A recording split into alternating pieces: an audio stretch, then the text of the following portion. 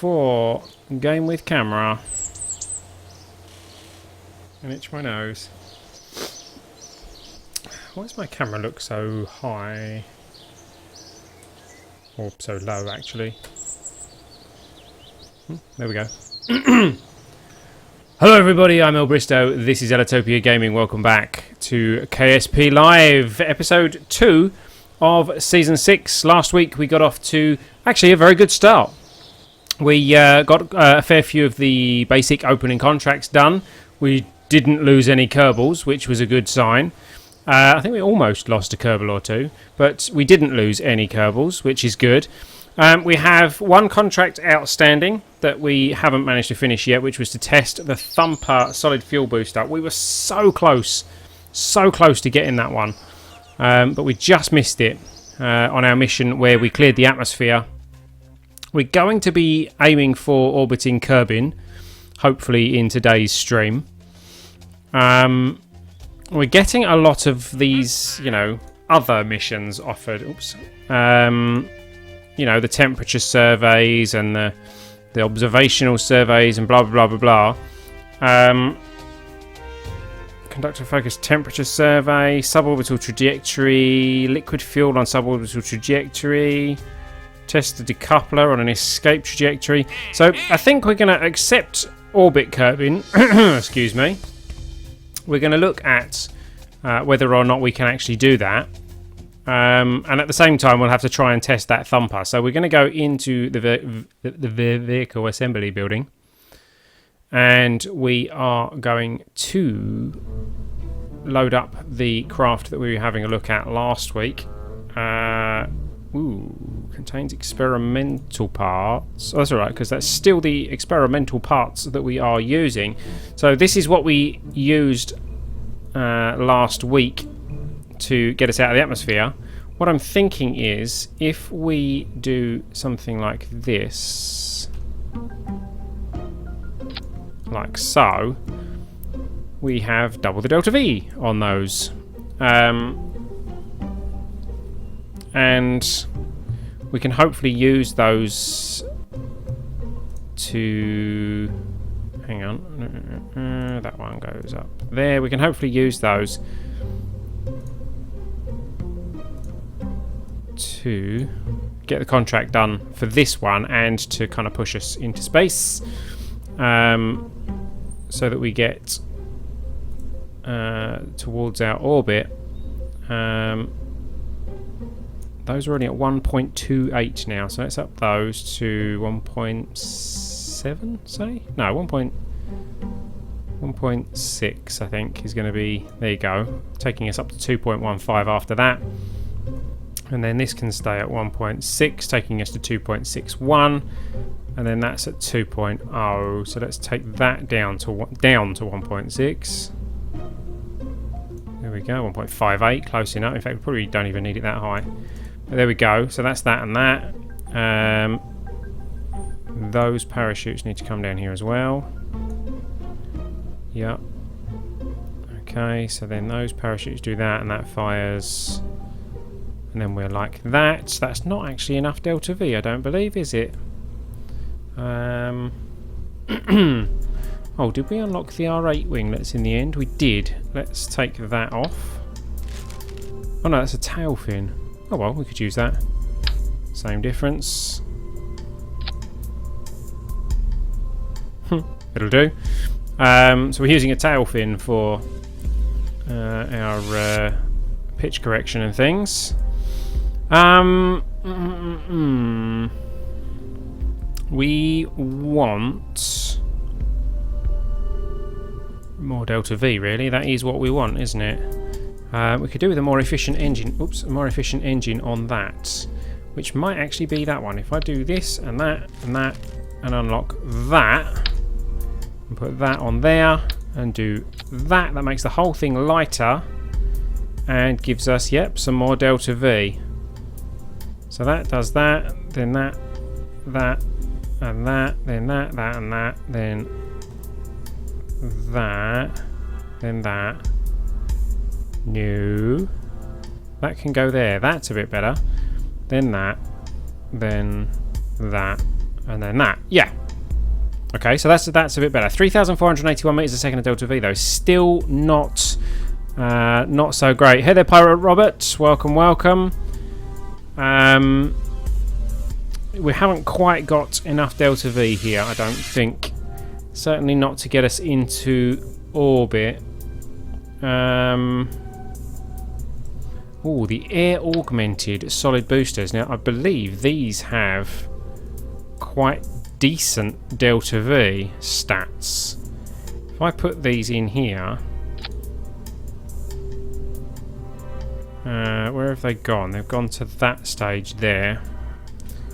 If I copy that, put some either side of that, and then I can hopefully bring those down. Let's think, where would I want those? If I add a stage there, bring them down here, what kind of thrust do they give us?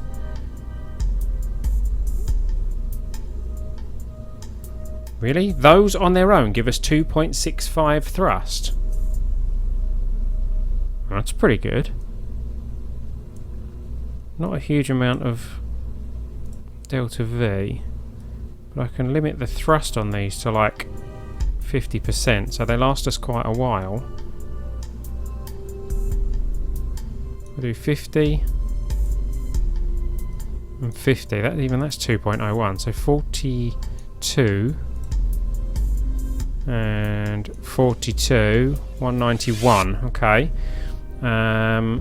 30. I think these are a bit overpowered. 30 gives us 1.76. Consistent throughout the burn. Interesting. Force percent. What's force percent? I don't understand that. So these are air augmented, which means that they're using the air to make the fuel go further, or to make them, I don't know, more... I really don't know. They'll stay attached, but they're not going to be very heavy when they're empty. They're not going to make a huge amount of difference. So they all fire, then they fire, but they're going to be underpowered now because this is heavier. Oh. Okay. I thought it was too good to be true.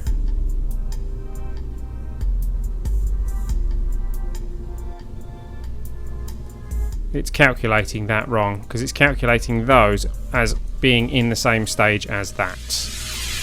Okay, so, well, still 1.6 there. It's better than nothing. So what if they weren't there? Hold on, where are we? These ones. What if I put them, like, up here on their own stage?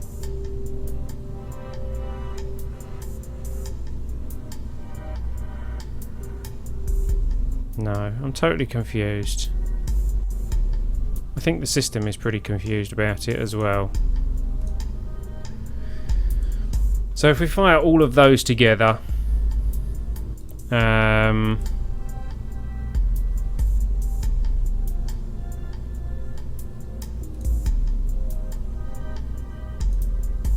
see, that doesn't...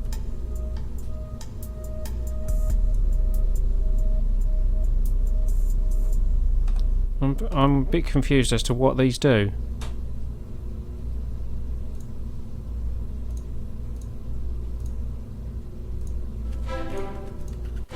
Don't understand. Automatic switching, manual switching, mode, air augmented. Hey there, Jakub. Welcome. Although you are apparently not here, that's what you say. Okay. So standard mode and air augmented mode. I'm so confused, I don't understand.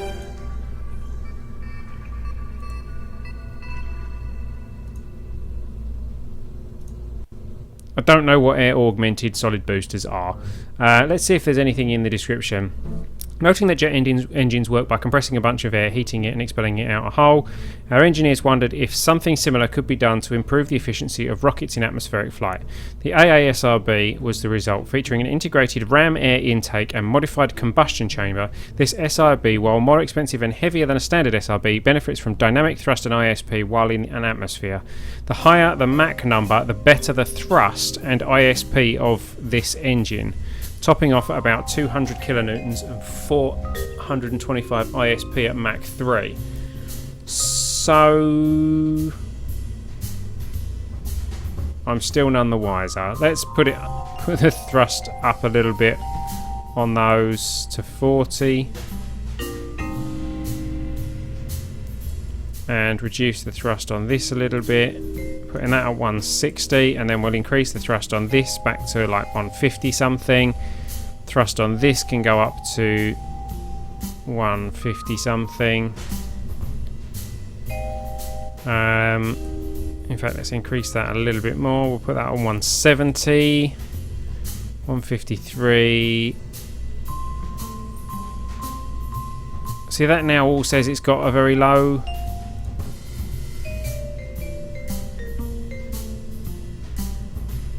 delta V.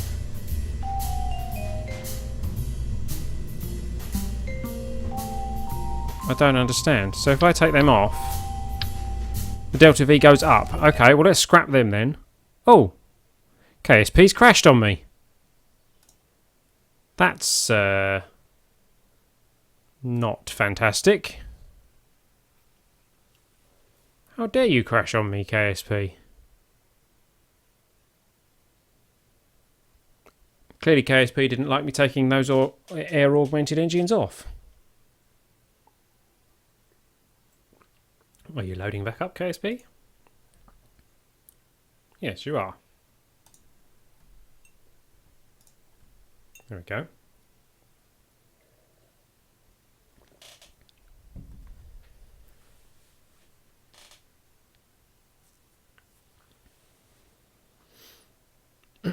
How is everyone in the chat? There's not many people in the chat today. It's a bit quiet in the chat. But how are you guys? I hope you are doing well.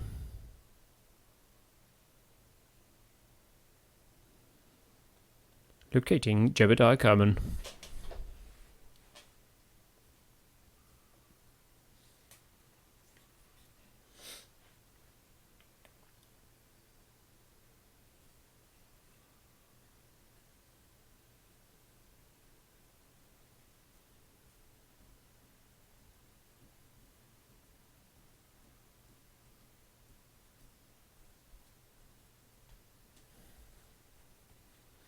Come on. Stop untangling the space tape.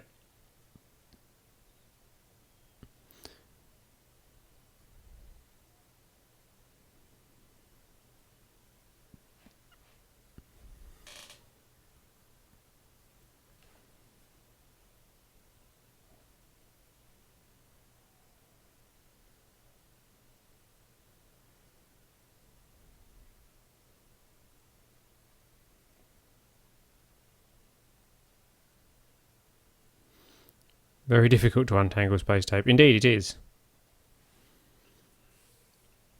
Not so difficult to invent witty loading hints. It's extremely warm here this evening. Actually, it's not extremely warm. It's extremely humid here this evening. Resume saved. KSP Live Season 6.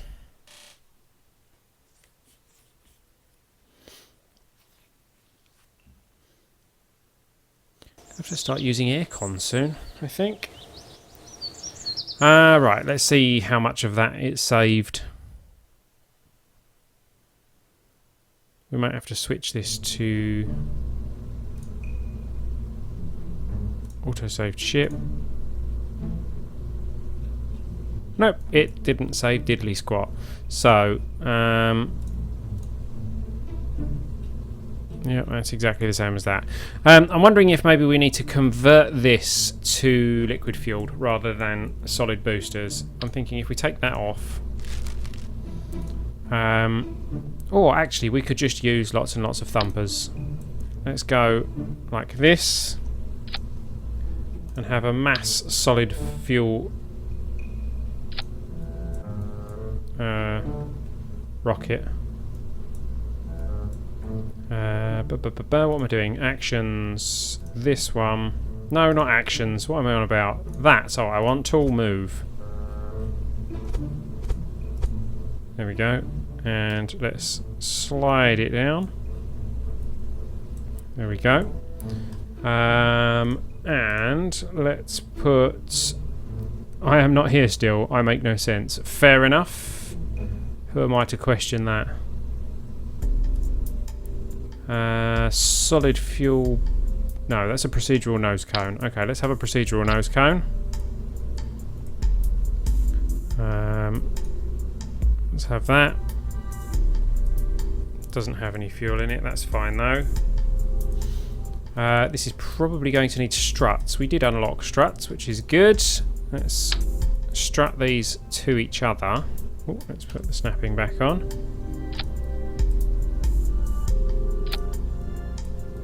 There we go. And then let's strut them to the center one.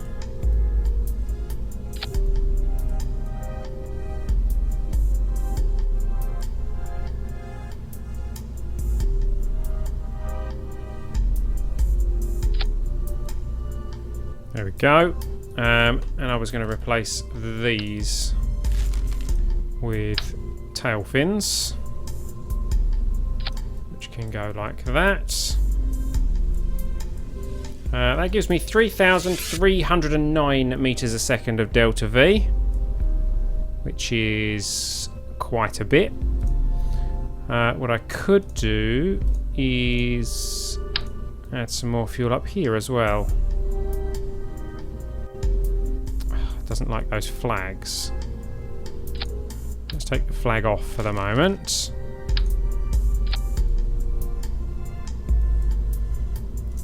And then let's go for fuel tanks. We'll go for these ones. Don't forget the smaller engine on the last... Oh yes, the smaller engine on the last stage. Okay. Elle, I have some suggestions for you. Hey there, Miyumi. Welcome, welcome.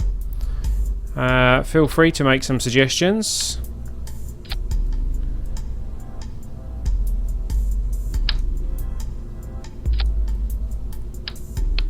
Let's go like this, go like this, go like that, and go back up there like that.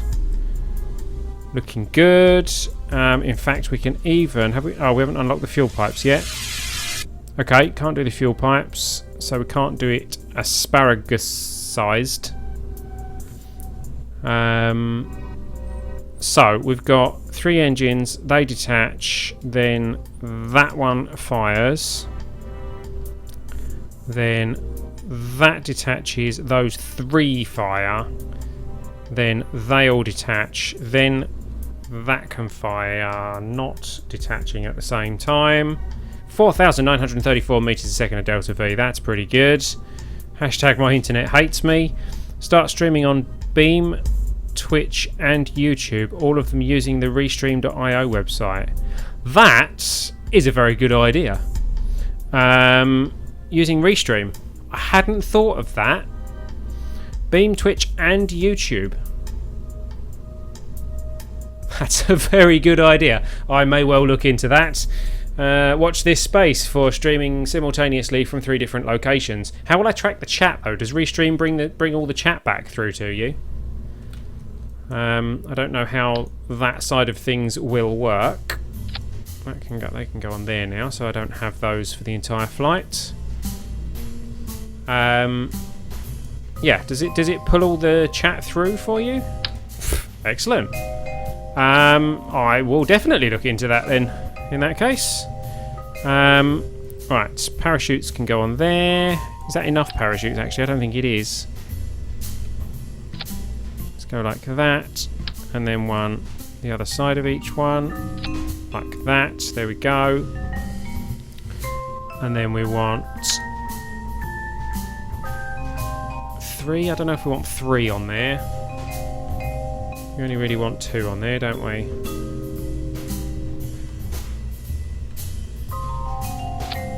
so, and they will detach. They will deploy rather. There is where I want them to deploy. You know, when that detaches. Let's set the minimum pressure at like 0.55 like we do sometimes. Same with these ones, so that they don't pop too early. They're wonky, aren't they? That's not such a bad thing, but let's make them at least. No, that's fine. Like that is fine. It has a chat link service. I'm doing it for Beam and Twitch together. It's amazing. Beam has a new protocol called FTL. It streams with under 0.2 seconds delay. Imagine what your interaction with your viewers is that way. Hashtag my internet still hates me. Okay.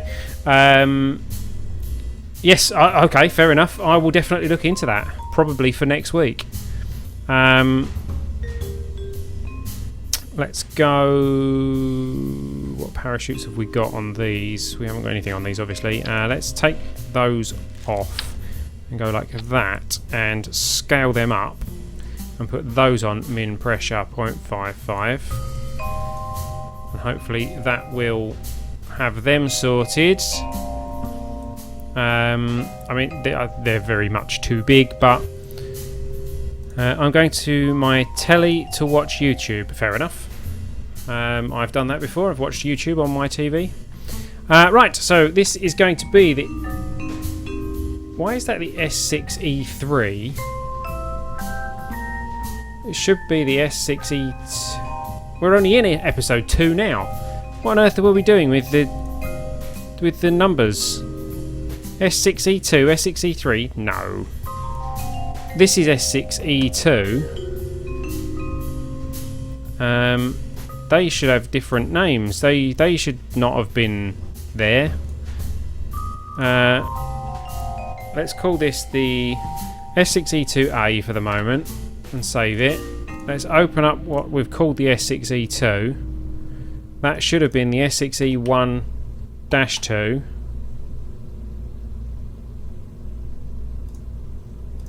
What was I doing?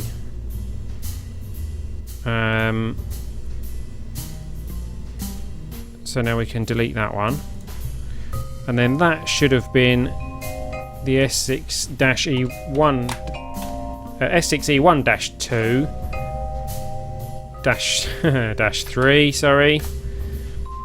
Save that, and then we delete what we've called the S6-E3.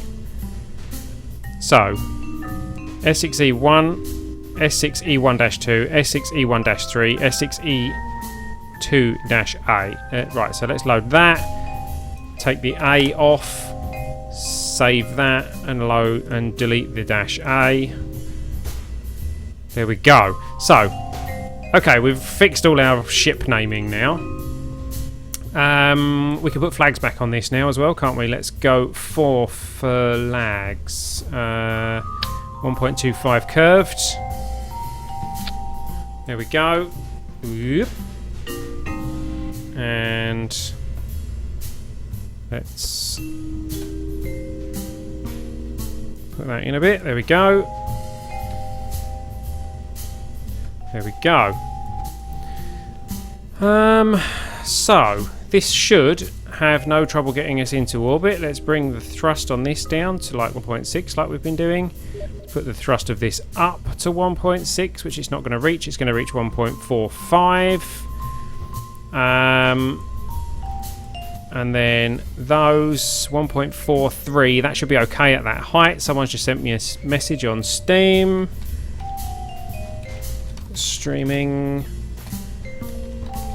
youtube.com/EllitopiaMC/live. Oops.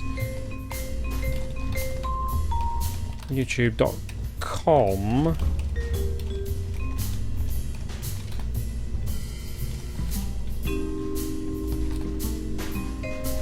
youtube.com/, oh, what am I doing? http youtube.com/Ellitopia. I can't type tonight. Ellitopia MC/live. There we go. Got it right that time. Right, I'm just replying to a message that I got on Steam. Someone said hi and didn't realise that I was live streaming. Right, anyway, so back to the S06E02. 9 Delta V in your last... Why does it keep doing that? It keeps emptying the fuel. Goodness me, that's like masses more fuel.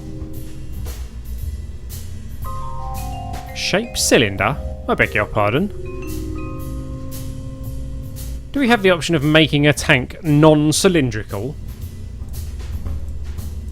Right, let's save that. I think when we load a craft, it's loading the procedural parts with no fuel in them. Right, excuse me, I need to check. I need to check that. Procedural tank. Let's just attach one to here, and we can make it a cone. Oh, we can make it a cone or a cylinder. I see. Well, that's not bad. And I can actually make it a point, like so. Make it longer. My goodness, that's some pretty handy tweakage. Hey there, Johan Pahu. Welcome, welcome. Sup? Sky's up. Stars, space, they're all up. Okay, so we've got our Geiger counter, we've got our barometer, we've got our thermometer, we've got our thingamawhatsit, and we've got a battery. These won't charge the battery. We have nothing that will charge... Excuse me. We have nothing that will charge the batteries. So let's put some solar panels on here. Let's unlock the solar panels. Lock them to the ship. Like so. We shouldn't need too much as far as solar panels are concerned, because there's not really much going on. They're just for the sake of transmission. However, let's be safe. Better to be safe than to be sausage. So that's all fine. And I think we've got everything that is practical for us to take to space with us. We could fit a mystery goo on here somewhere, but we can't EVA to collect the science from it if we're in space, or once we've launched, in fact.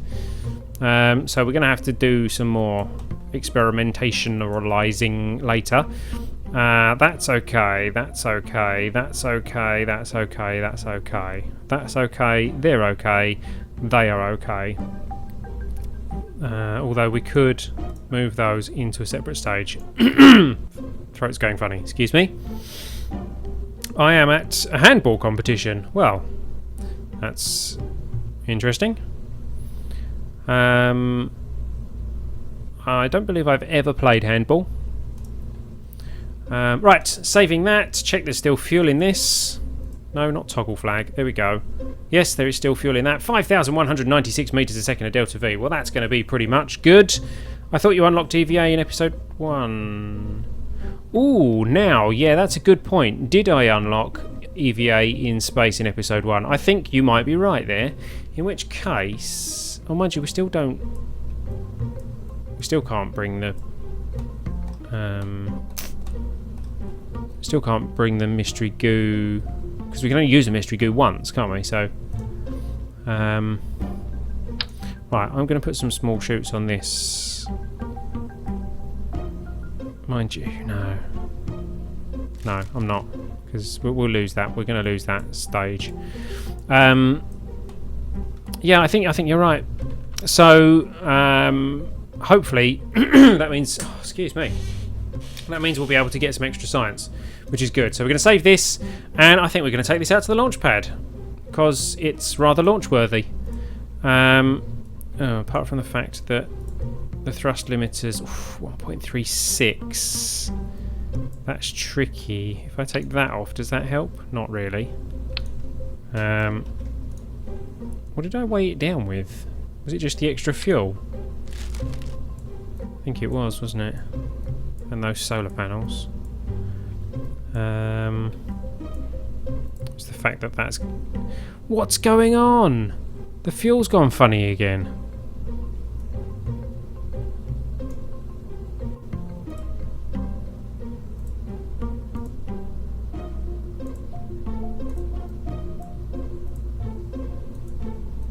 Right. We have fuel. Save it. Let's go out to the launch pad. Get a ladder. I don't think we've unlocked the ladders yet. Going to the moon, eh? Well, actually, with this one, we possibly could. Welcome, welcome, the autistic gamer. Yeah, we probably could actually get to the moon with this, but we're just aiming for orbit at the moment.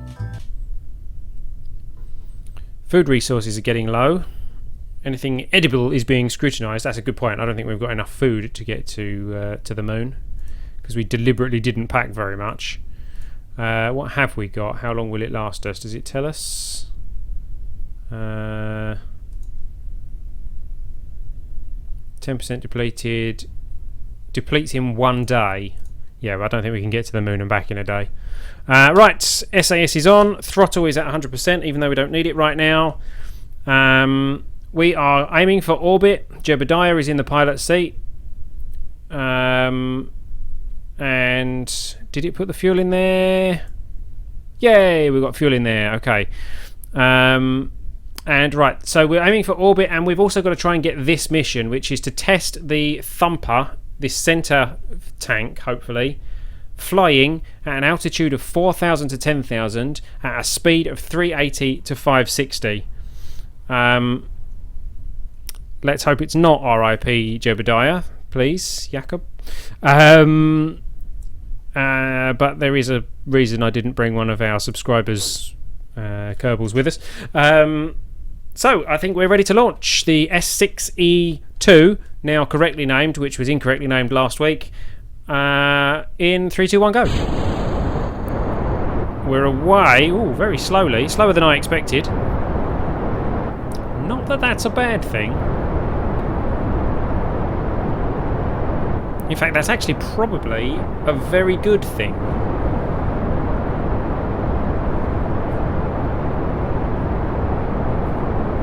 So,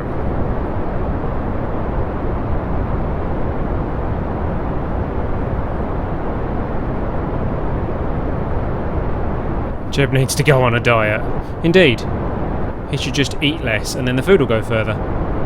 Can I do a plane? We'll have a look. Maybe we can have a look at a plane a bit later on. Right, let's start a little bit of a turn. Ooh, we don't have a huge amount of control over this thing. And we have a lot of spin on it, which is not good. Those tail fins are not great as control surfaces. Oh my goodness, they're really not good as control surfaces.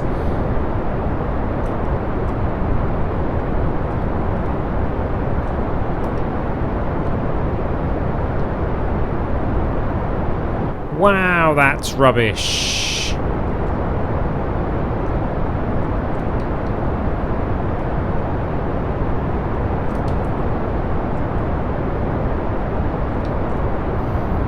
Oh dear. Right.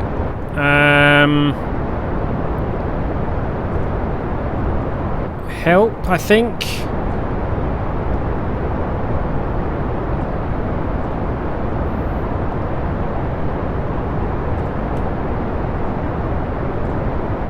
Yeah, they really suck.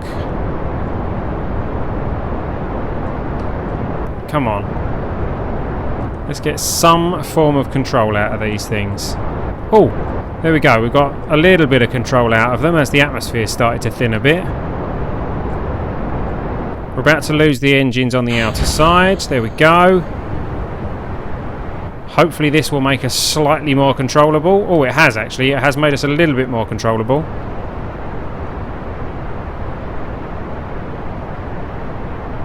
Not a lot, but a bit. Abort? What kind of a pilot do you take me for?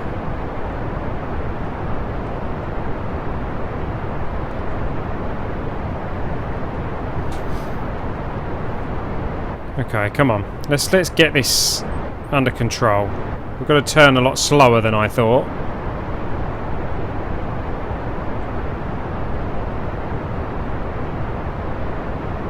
Oh, test the part, test the part! Damn it, I forgot. Oh, we're not going fast enough anyway.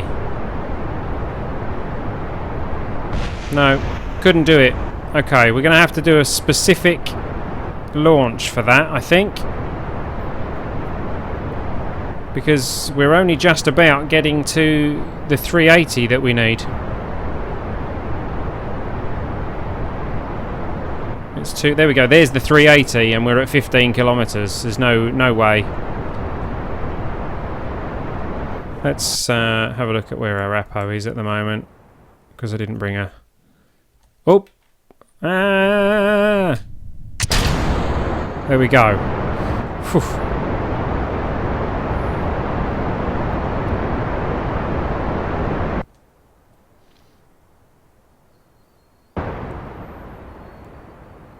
Yeah, I don't think we're going to do this, actually.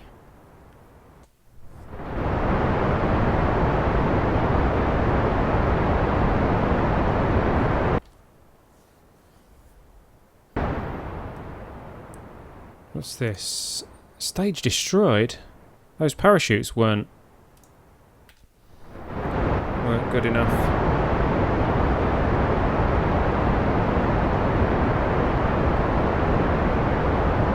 Hey, his picture's gone grainy. Why has that gone grainy? This stage looks like a lander. A lot of people do make their lander look a lot like this. Yeah, this craft really didn't do what I was expecting it to. We're coming up with our Apo's at 4, getting up to 40. So let's make this a slightly more efficient burn. Now that we're going a bit faster.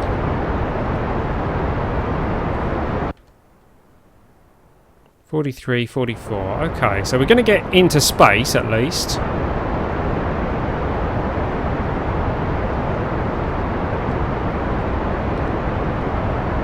Looks worryingly like one of these fuel tanks is emptying quicker than the other two, which is a bit strange. There's 50.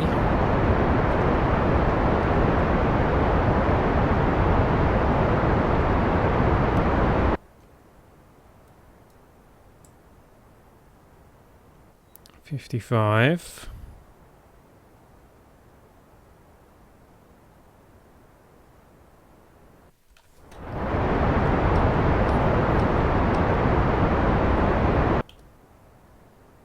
There's 60. Actually,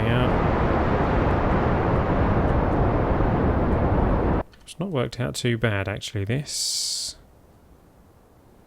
We might be okay. Let's bring this up so I can see what's going on. Let's take this to like 80, I think.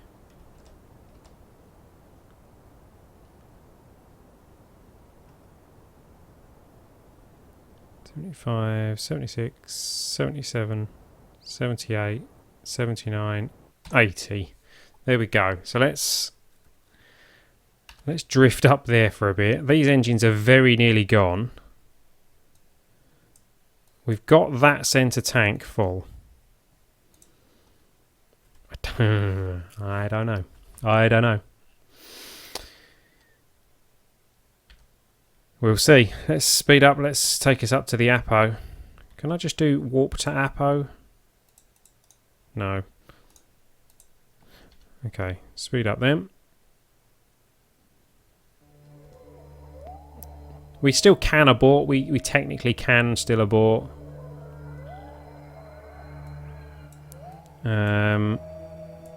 We're in space. Let's slow down time here.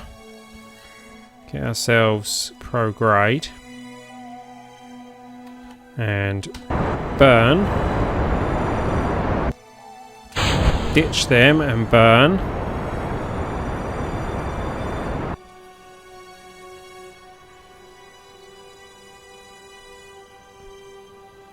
And let's watch the fuel up here. I think we're going to get to orbit. There's an orbit.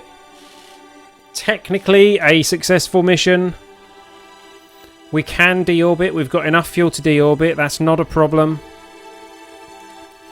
World's first. We have entered orbit. 48,000 funds, 5 science, 10 reputation. Orbit Kerbin. We didn't tell the recovery team that you'd be staying in space, so they're still looking. Great job. 98,268 funds, 19 science, and 48 reputation. Hey there, Harvey. Welcome, welcome. And we recovered one of the stages that we dumped. I keep getting tangled up with my headphone cable. So we're in space, and we have space stuff to do. Let's log the temperature in space. We can't because it's space. Let's log the pressure data in space. We can't because we've already done it. Okay, so this was a lot of wasted weight, and we can't do that either. Okay. Crew report. Can't do that. Goodness me, what's going on? We can, however, EVA. There we go. With a nice green helmet. Okay. Let's EVA reports. You've successfully played hide and seek with mission control. Crap. 12 science. We can keep that. Actually, we can transmit that in a moment. So that's while in space near Kerbin. Do we not get EVA reports per biome anymore? That's concerning. When we're in space, we don't get EVA reports per biome? Do we get crew reports per biome? No.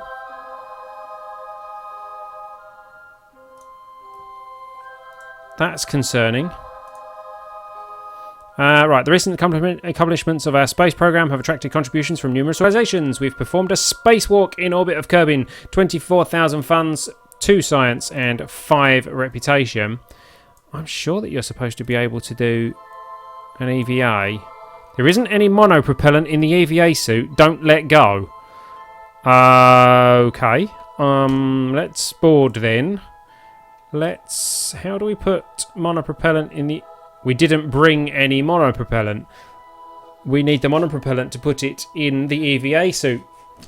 Because... I've just pulled the cable out of my headphones now. Because we're using the Kerbalism mod, which means that the EVA for your suit comes from the supplies in the pod. Or on the ship, wherever it gets it from. I'm going to sneeze.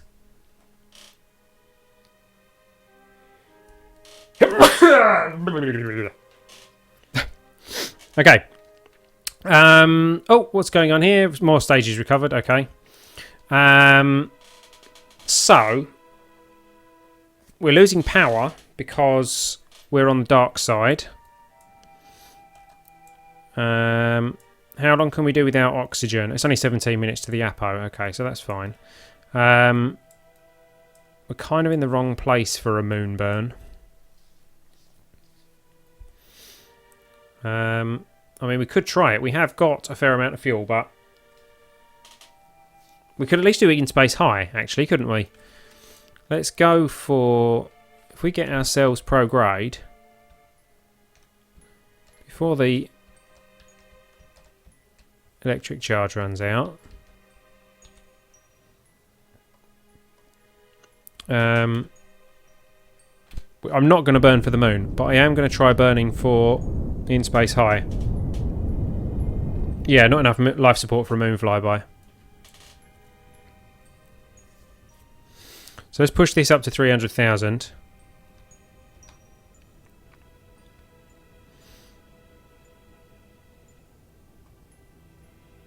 I mean, it's loads of fuel. Loads and loads of fuel. Shame I can't return the Kerbal and bring the bring the fuel, leave the fuel up there and use it as a refueling thing later. So we need some sun, don't we? Because otherwise we're going to run out of oxygen. 12% depletes in 1 day and 1 hour. Okay. Electric charge 16%. No malfunctions. Quality poor. Okay. Direct link to Kerbin.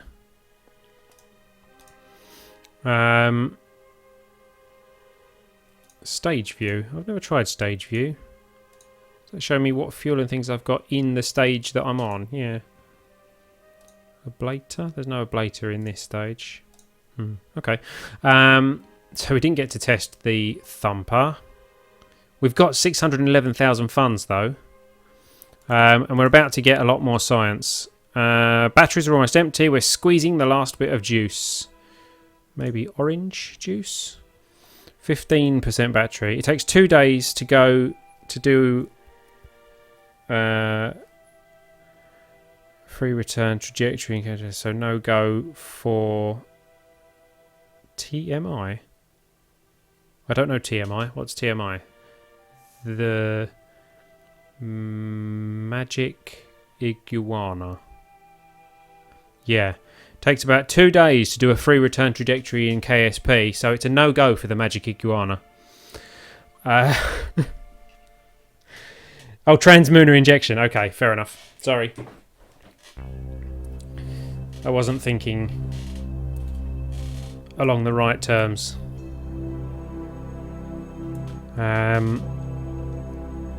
Okay, so, I mean, Jeb's quite happy where he is. I don't know why we can't do EVAs on a per biome basis. Oh, we can it? No. I've already got that one. Reset that experiment. Board. Actually, what we do need to do is maybe... No, I can't transmit it. Right, let's EVA and take the data and then board so we store the data again. There we go. We're going to let this spin for a little while because I'm not going to use the electric charge up. Let's speed up time until we are within the view of the sun, which shouldn't be very far now. Where are you, sun? There you are. Oh, hang on. Ding. Bing, bing, bing. Okay, so we're picking up some sun. It is going up, which is good. I put quite a lot of solar panels on this, didn't I? Let's turn this way. And then turn on that. And the electric charge will be charged quicker because we've effectively got 3... solar panels facing the sun, almost-ish. At least one whole one. And then we can just speed up time to take us... There we go, batteries recharged. Q is allowed music again. The crew is allowed music again. When you're in space, you don't know how long is the day. No, indeed. Well, a day is technically... Well, there are no days when you're in space. Because a day is a measure of how much the planet turns. What's going on with my graphics there? That's a bit strange. That's very strange.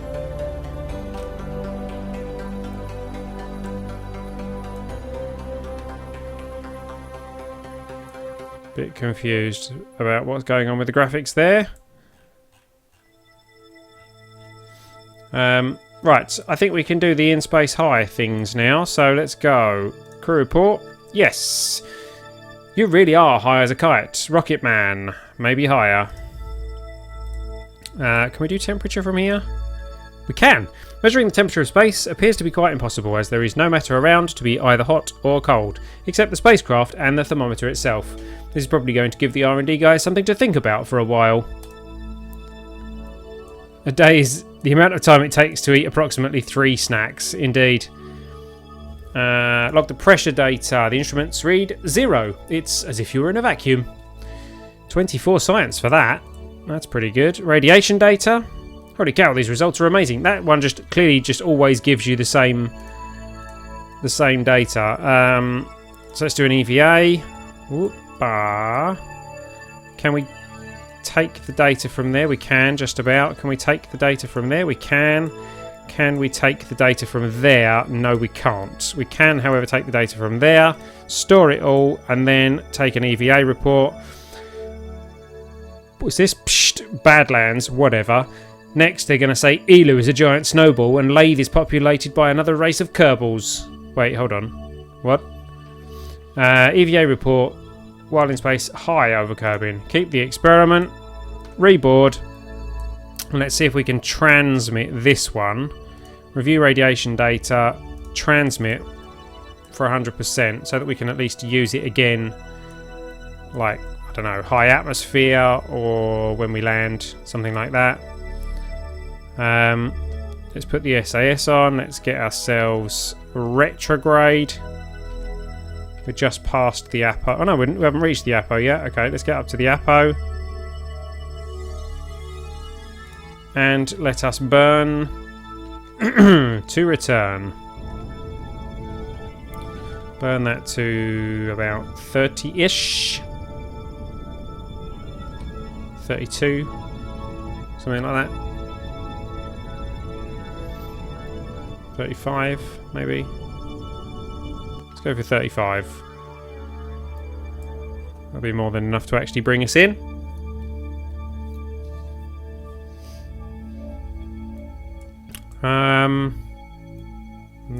There we go. That's about it, I think. So let's speed up time and let's head back in to the atmosphere. Go back to Earth now. That might be tricky because this isn't Earth, but Earth is in another solar system and or galaxy far, far away. Ooh, there we go. Right. Pointing retrograde. Electric charge is going to deplete slowly because we aren't going to have sunlight and we are coming in on the dark side of the planet, which is not fantastic. But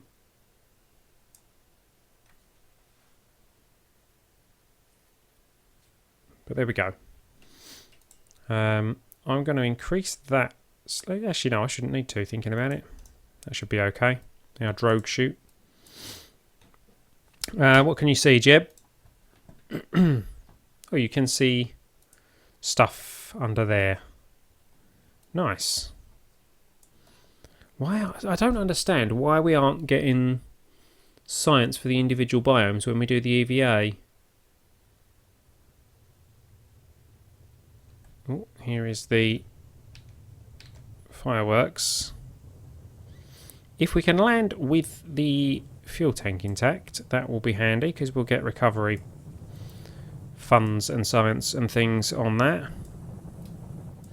This is upper atmosphere. Let's just check that we've got all of these at upper atmosphere. Crew report. Yeah. Barometer. Yeah. And radiation. Yeah. Okay, so we can use those where we land.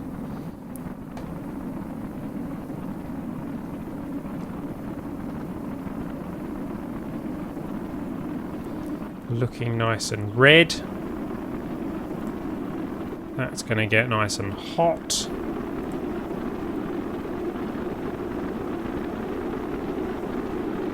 That's nice and pretty.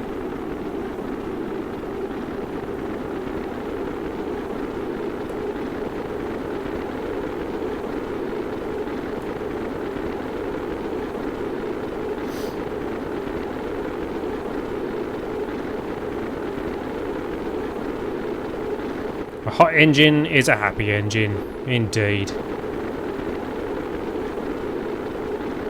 I couldn't agree more.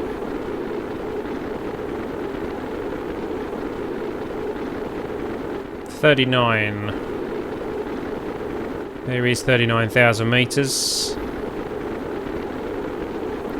I'm assuming we are. Oh wow, okay. Apo is not coming in as quickly as I expected it to. I very much doubt we'll be going round for another round.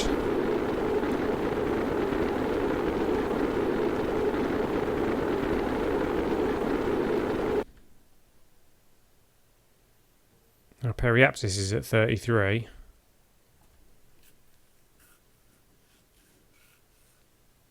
So, I mean, if that drops too much, we got problems. Hopefully our Apo will be coming in very, very soon. What's that causing that bit of flare when we do that? One of the radial things. One of these, maybe. Oh, it could be. Oh, it'd be the antenna causing the little bit of flare. Apo is coming in slowly. Yeah, we're not going to be going round for another round. We've missed the space centre because the space centre's here. Is it going to be a water landing, or are we going to reach these? I suspect it's going to be a water landing.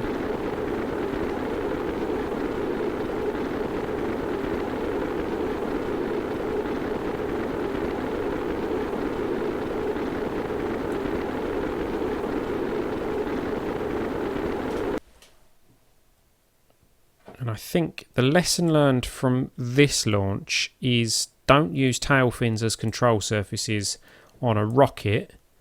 Use the R8 winglets.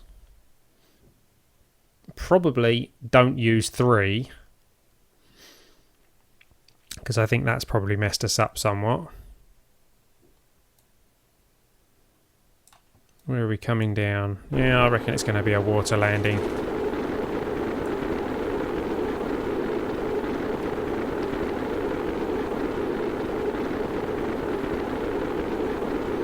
Oh, need to do that and that because I don't want to detach the fuel tank.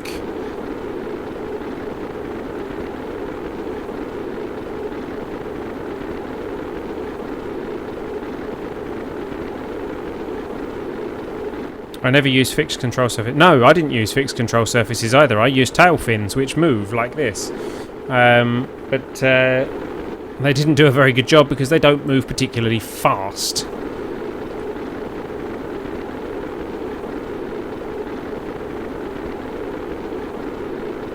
Still doing 2 kilometers a second.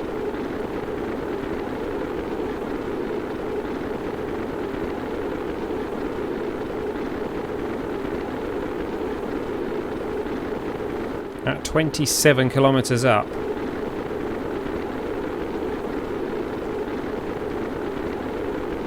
Whoa, whoa, whoa, whoa, whoa, don't go that way. There we go.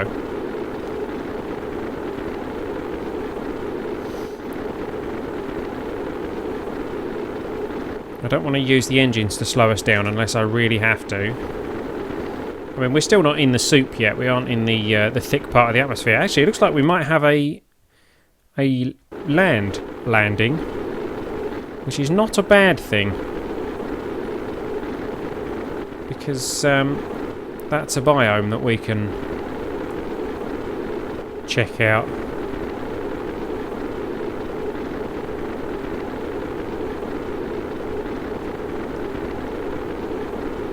No, don't spin round. Don't spin round. Ah, you. Now things are probably going to start going bang, aren't they?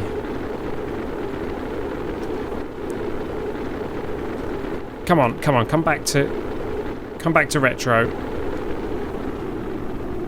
Oh, okay, we've slowed down. And now we're just spinning around. Come on, come on, come round to retro. Right, I actually want us to reach the land. So I'm going to burn us upwards a bit, so that we do.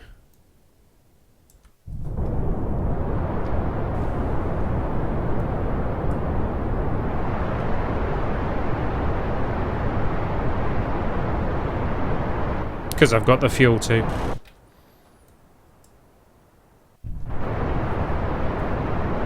You know what they say? If you can, You should.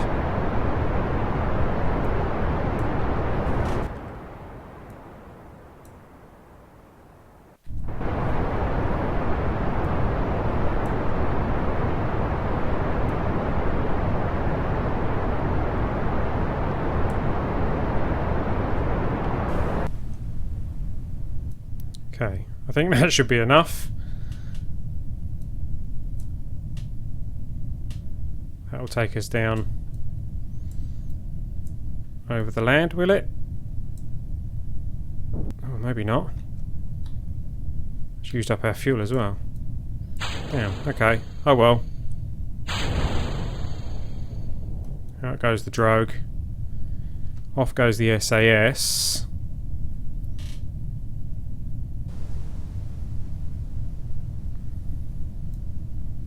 No, we're still going to land in the water. Typical. Okay.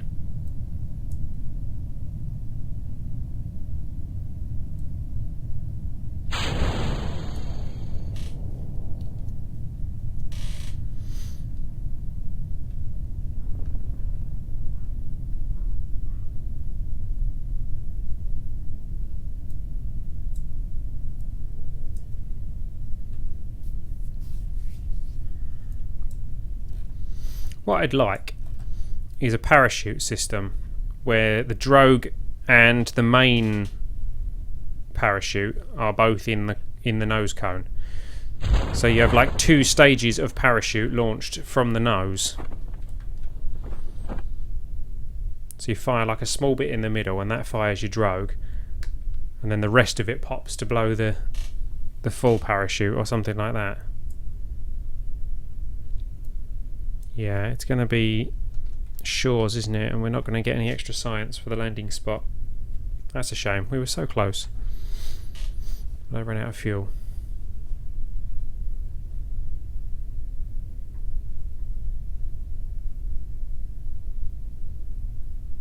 Very dark water. Look at it. It's like the Black Sea. Oops, I just clicked out the window. There we go, we've splashed down. So let's see what we get here. Let's go temperature. Ah, shores, okay. The engineers hadn't planned on water, so the numbers have all washed off the thermometer, making it unreadable. Keep that experiment. Barometer, log the data. Looks like a storm will arrive later. Fair enough. Keep that. Radiation. Holy cow, these results are amazing again. And a crew report. You see a fish swimming by the window. It looks like you are underwater. Keep experiment. And EVA. And EVA. This is not the same thing as the blue stuff above us. Fair enough. Very good observation there, Jebediah. And board. And recover the vessel. And we shall see where we are at. We've just picked up quite a lot of science. Jebediah's got a load more badges. 220 science. Goodness me. Okay. Got parts stuff back. Jebediah has advanced to level 1 for getting into orbit. 1 XP gained. He is level 1, which means he now can control prograde and retrograde SAS. Research 5 ribbon awarded for researching 200 or more science points, which indeed he did. G-Force 3 ribbon awarded for withstanding an acceleration of at least 3G for 3 or more seconds. Mach 3 ribbon awarded for flying horizontally at Mach 3 below 30,000 meters in Kerbal atmosphere. First Kerbal EVA ribbon awarded for being the first Kerbal on EVA in 0 atmosphere around Kerbal. Very specific badge, that one. First Kerbal orbital EVA ribbon awarded for being the first Kerbal on EVA in a stable orbit around Kerbal. First EVA in space ribbon awarded for being the first Kerbal on EVA in space. First Kerbal orbit ribbon awarded for being the first Kerbal orbiting around Kerbal. Exceptional contract ribbon awarded for completing any exceptional contract. And the 10% solid fuel booster ribbon awarded for launching with solid fuel booster at 10% of ship's mass. Lots and lots of badges for Jeb there. Let's go check down here. We've got a world's first for returning to the surface from orbit. 48,000 funds, 5 science, 10 reputation. And electric charge. As you probably figured out already, electric charge is a precious resource in space. Climate control. We are in a constant battle against the hostile environment of space, where temperatures range from extremely low to ridiculously high. All our manned pods are equipped with a climatizer that consume electric charge in proportion to the external temperature. Use the thermometer to get some insight on it. Tracking panels. Tracking panels are invaluable to guarantee a stable electric charge generation rate over long periods of time. Tracking panels? What on earth are tracking panels? I'll have to look that one up. Okay, so we got lots of science. Let's go and spend some of it. Am I going to have my rule where I have to unlock one tier before I can unlock the next? I don't know, but I am going to unlock this tier because it's got the R8 winglets in it, so we're going to have that. We've got 175 science to spend, and these are 90 each. What have we got? Electrics is some solar panels, a ghetto blaster, of course, a new antenna and some lights, the rechargeable battery pack, the Probidobidobidine Octo, improve scrubbers efficiency, okay. This one. The Communitron 16. Stack separator and a Clampotron Junior. Space exploration. Surveillance camera. The surface ablation. Food container. Oxygen tank. Bub's beer. These things. The hitchhiker storage container. The Science Junior. And the mobility enhancer. Might have to do that one, I think. Advanced flight control is SAS and RCS stuff. Landing is that heat shield, landing struts, launch escape parachutes. That landing gear could be quite handy. Can't afford both though, can we? We're 5 science short of that, getting that and the wheel, and I think that is more important. Let's research that. Leaving us with 85.3 science. How typical is that? We need 5 science. We can get that pretty quickly, actually. Let's get a science gatherer together. If we go to the VAB and go new, and then go command pod.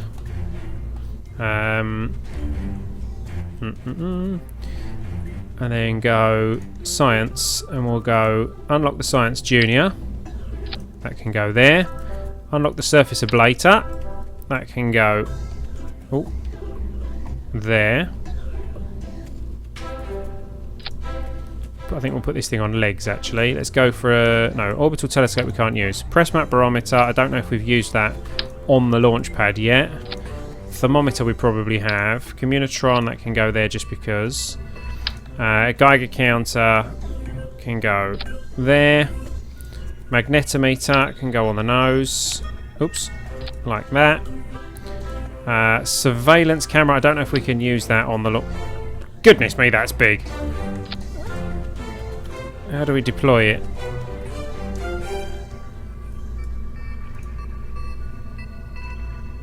Really, is that all it does?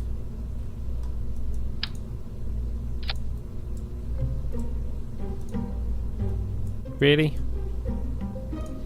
Okay, well, we'll see if it'll let us do anything. Mystery goo, we definitely haven't got that, so mystery goo can go on there. The oceanography we aren't going to be able to use. I'll put one of these on in case we can use it, but I don't think we can.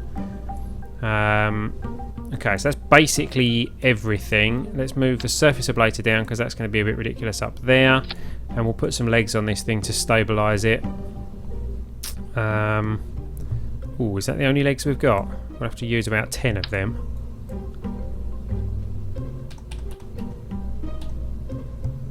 Or however many that is.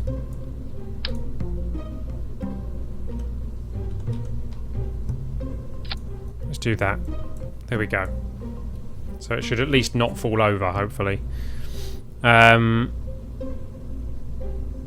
Okay. So this is going to be the S06E02-2. And we're going to... Who are we going to have? Let's have a scientist. So not you. Let's not have Bob. Let's have Dallas. There we go. One of our subscribers. Dallas Kerman. Save that. Take that out to the launch pad. And let's gather as much science as we can just from the launch pad. And then we could do the same from the runway as well.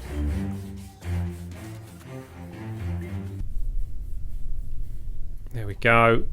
Do the legs die? No, the legs are okay. Good. Right. Let's first things first. Toggle the magnetometer. Toggle the recon. And open the shutters on that. What's it doing? Collect recon data. Won't operate. Oh, it's meant to operate in low orbit. Okay, so we need to put that in low orbit. So let's toggle that back in. Let's log the magnetometer data for 3 sites. The magnetometer is properly calibrated and records Kerbin's surface level magnetic field. Keep that. This log the visual observations can't be done on the surface. It can only be done in space. Okay, shut the shutter then. Mystery goo. The goo doesn't seem to be doing much right now. 7.2 science for that, and I get nothing if I transmit it. Really? Okay, we'll keep that. Observe the materials bay. You think that this experiment is rather superfluous. No, because it's giving us 9.6 science. Let's keep that. Temperature, I'm sure we've already got from here. Yep. Barometer, I'm pretty sure we've already got from here. Oh, not display. Yep. Geiger counter, we've already got. Crew report, we're bound to already have. Yep. So then it's just the surface ablator down there. Let's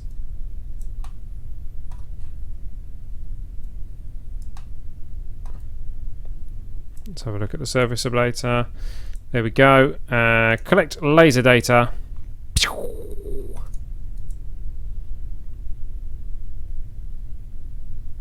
Did we get it? Nope. I think the batteries died.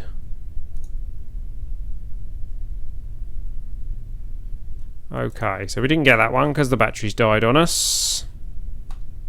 So we'll have to get that one another time. Okay, so let's recover that. That's lots of very easy science. I should have put a battery on the thing. The cat's fallen asleep on my foot.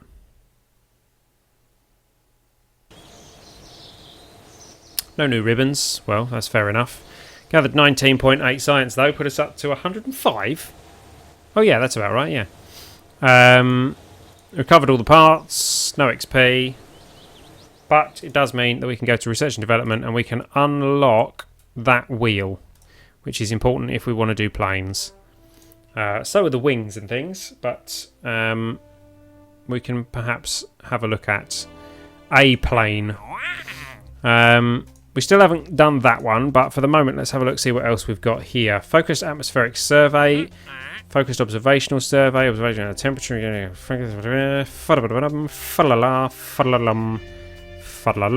okay. Let's find out where each of those things are, see which ones are nearby. That's the wrong side of the planet. Okay, so this one's very close, which is Mitzter's Jest. That's Nerd's Shadow. That is Site 1 QH1K. Is that the island? It is, isn't it? So let's go for Mitzter's Jest and 1 QH1K and find out what they need.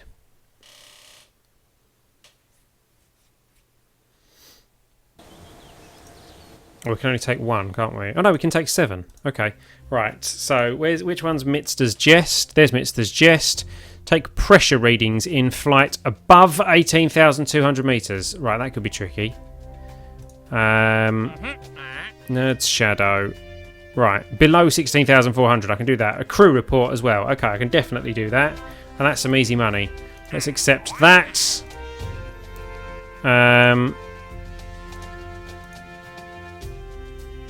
Crew report, 19.4 near Nerd's Shadow.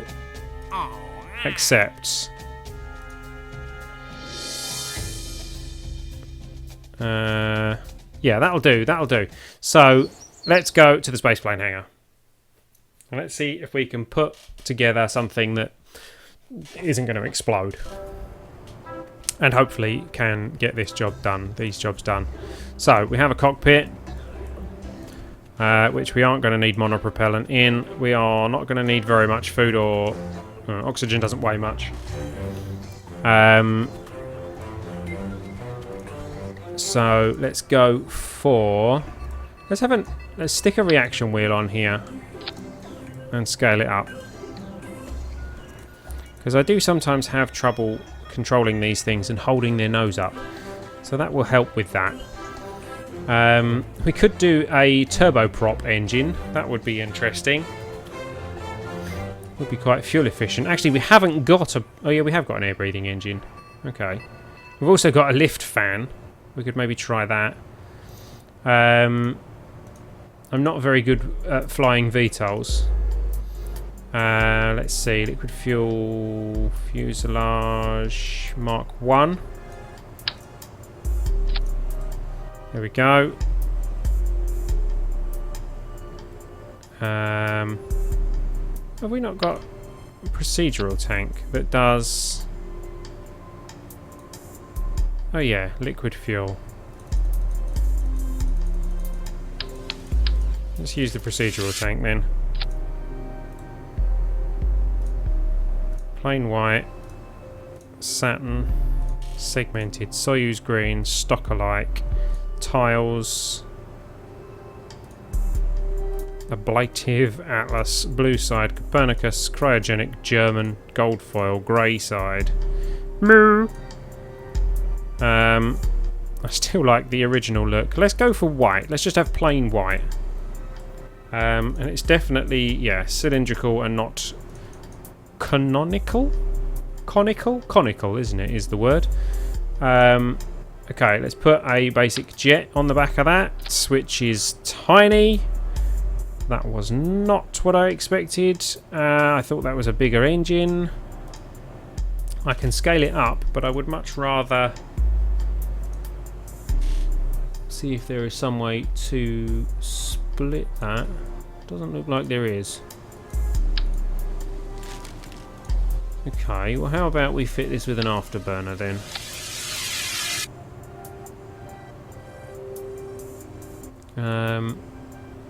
And then we can go with procedural liquid tanks on the sides as well.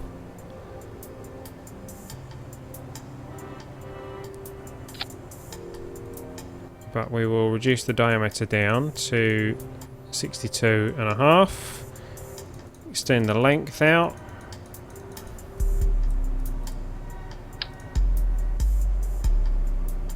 If I drop those down a bit, that will have the effect of forcing the nose upwards, I believe.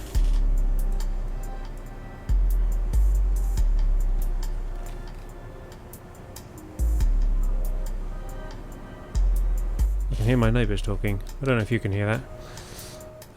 Let's have this circular air intake, like so.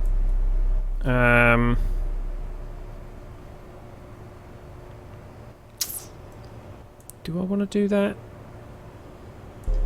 Because I mean that's going to put my centre of thrust quite low, but that's...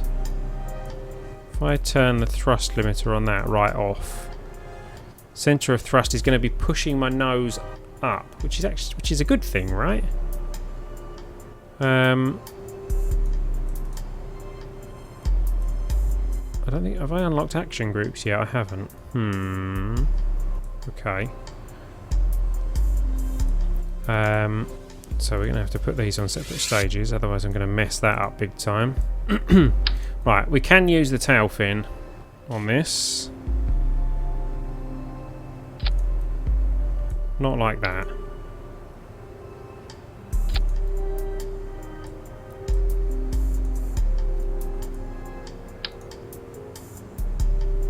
actually a bit big, isn't it? But oops, never mind. And then let's have some swept wings on it. Oh, maybe 2 of them. That puts the centre of lift really far back. Okay, so let's not use those. We haven't got any straight wing. Oh yeah, we have. We've got the wing connectors. What if we do this?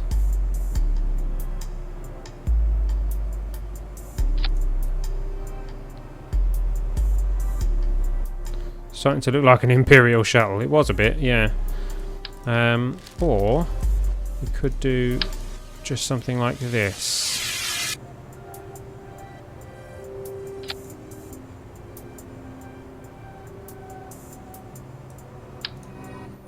How about that? Oops. That. And then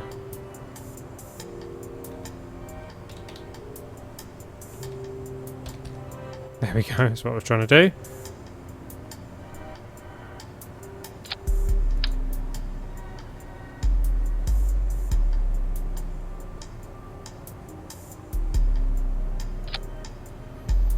Like that. We don't actually have any elevators on there though, do we?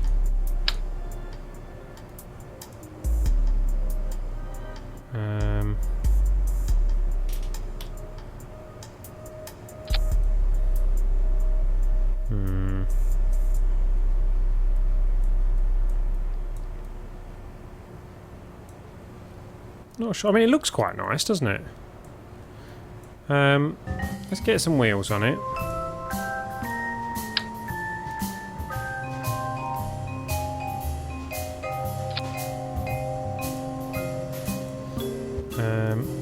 If we do, can we use these? These don't have brakes on them, do they? So we do need more of these, but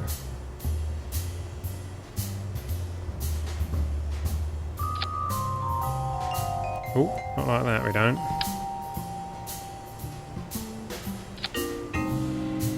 Like so. I kind of want them higher up so that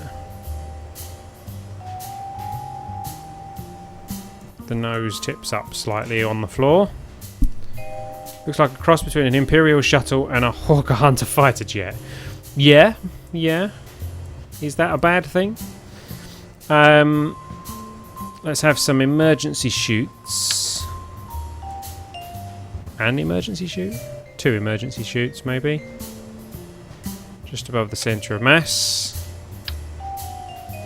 Maybe just ahead of the centre of mass.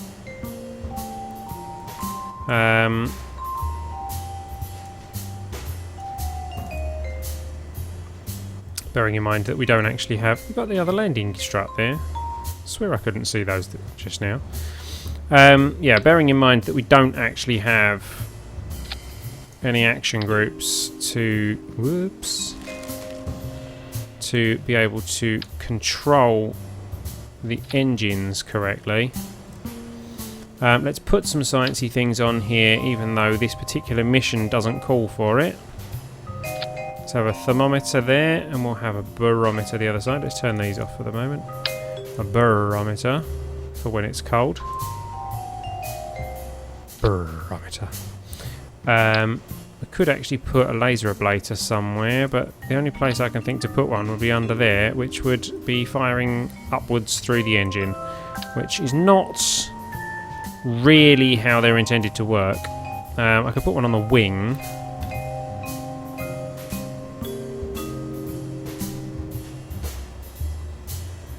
If I did that, and then when we systems check it, it will fire over the back of the wing. But then I'm going to need to balance that weight out. Mind you, it's not...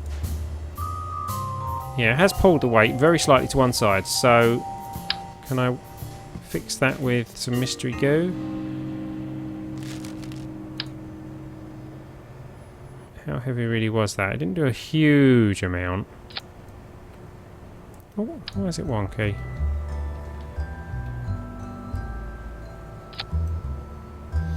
There we go.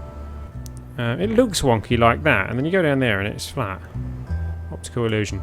What can I put this side to bring the weight back? Let's put the Geiger counter on that wing. We need a communitron.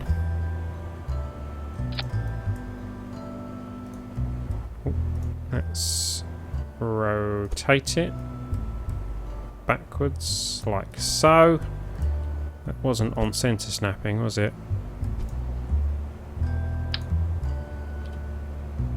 That's better. Anything else I can use to weigh it down this side? Put the flight computer there, I could. What's going on? Why can't I... Okay, I won't use the flight computer then.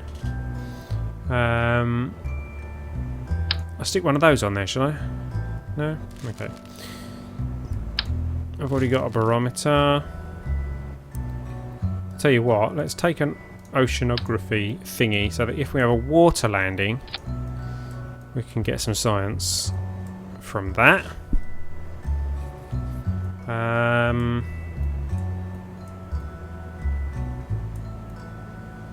I don't even know if this thing's going to take off, but we'll find... Oh, it's more than 32 parts. Okay. We can probably do without all of those, because these have got an alternator in them, haven't they? And that puts us on 30, so... There we go. So... now I'm thinking we need a different naming system for planes. The S06E kind of naming doesn't really work, does it, for planes? Are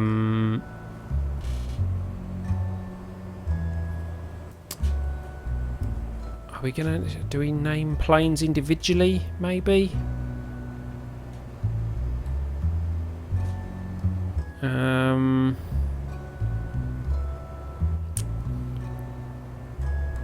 think maybe we should.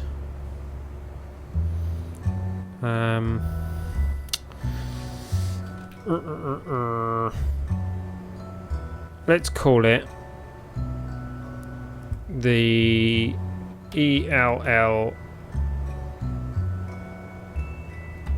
Let's call it the L-Air. There we go.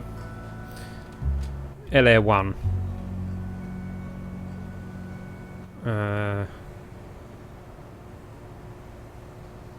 The L-Air 1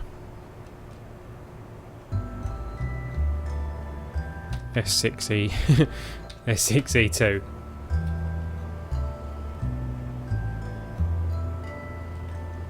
No, let's L-Air. Let's call it the L-Air S06E02. There we go. Save.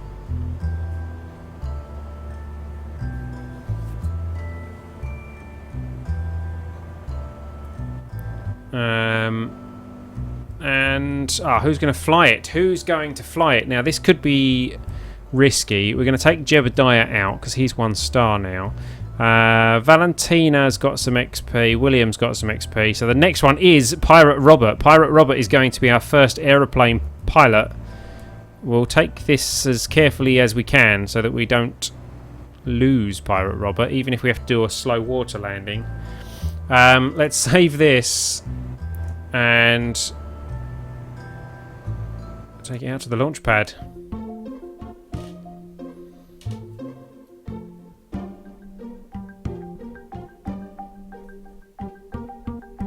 So, Pirate Robert, you are indeed our first airline pilot. Let's have the brakes on, please.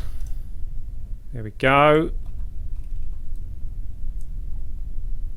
Let's have the lights on. No, because they haven't really made much of a difference. Let's have the lights... Oh, let's have the lights off. Let's have the SAS on, because that's going to be quite important. Let's keep the throttle low for the moment. And let's activate the first 2 engines. And let them gear up, and then remove the brakes. I didn't realise there was lights for the brakes. That's pretty cool. I don't think I activated the steering on this. Steering enabled. Ah, which means I didn't deactivate the steering on the rear ones. Okay.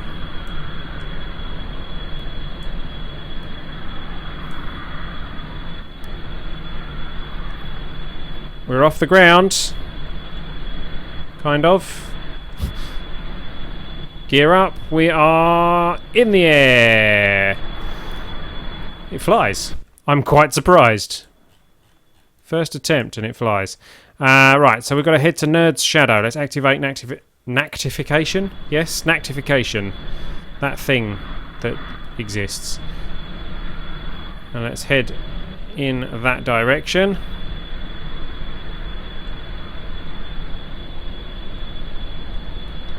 Batteries are almost empty. Whoa! That's not right. Nose up! Nose up!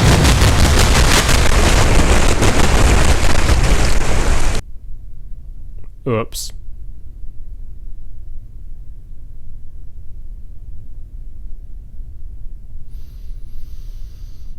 Oops.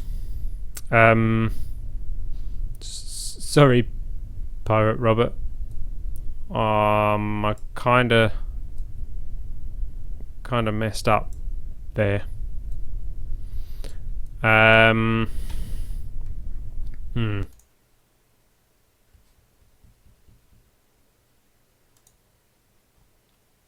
It kind of pointed downwards and then stayed there. Why? Oh, look at that. Yeah, the centre of lift is quite a way back compared to the centre of mass, that is. So we need to bring that forwards.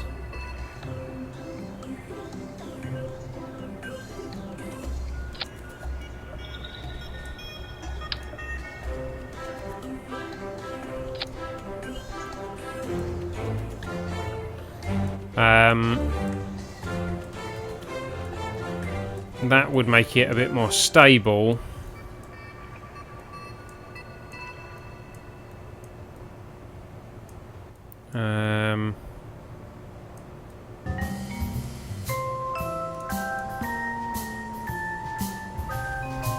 So that would be the dash 2. Let's save that. However, before we take that out, is there a ribbon for the first headstone in KSC? Well, let's have a look. I do believe if we find Pirate Robert, there he is. He gets a, a landing on Kerbin ribbon, awarded for landing on Kerbin. However, I believe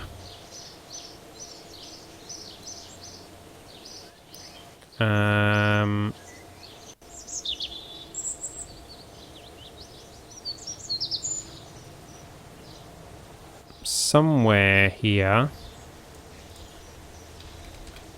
There we go. Intersidera ribbon among the stars. A commemorative ribbon for fallen Kerbonauts. Can I not award it? Oh, what's going on? What did I click? Oh, okay, I must click the VAB. Come back out there. Why was it not letting me award that ribbon though?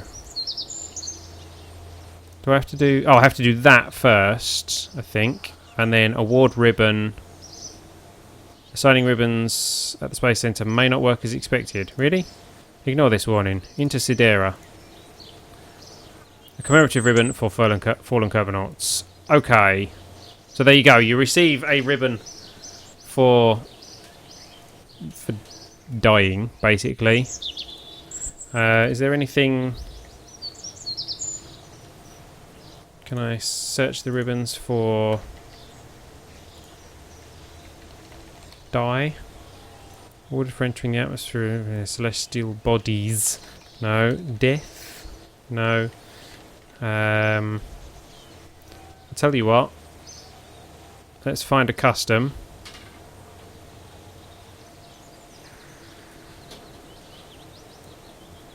What are you doing, cat? Stop it. Custom ribbon. How do I change the custom ribbon? Config. No. Browse ribbon codes. No. Okay. How do I customize a ribbon?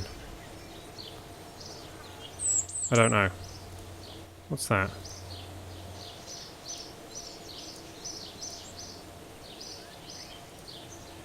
Every time we look at the star, it's actually given him an in memoriam. Every time we look at the star, we'll see him. His pale green face, his preposterous big eyes, his dumb smile that never failed to raise our own. So it'll let me award custom ribbon, but oh, can I rename it?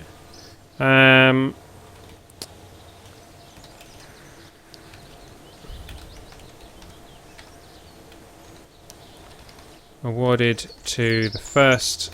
Oops. To the first Kerbal to sacrifice themselves in the name of science. And typos.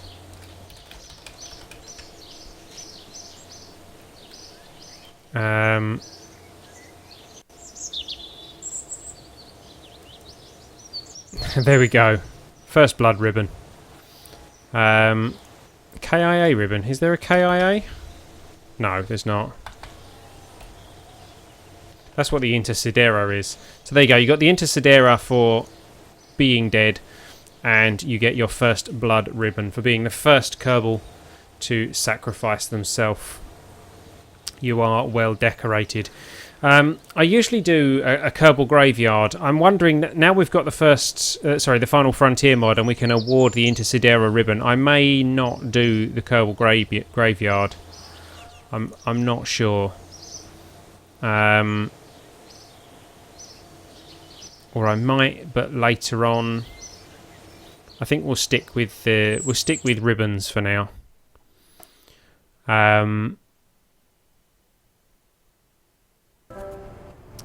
So, what we need to do is reload this, and hopefully we can kind of learn from our mistakes and actually send this thing somewhere without it crashing.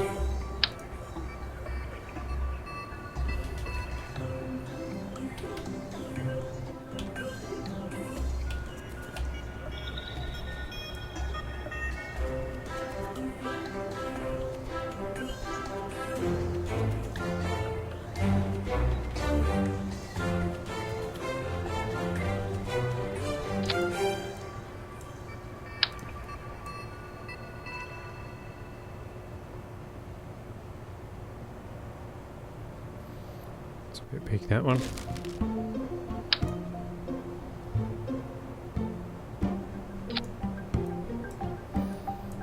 Just adding some flags.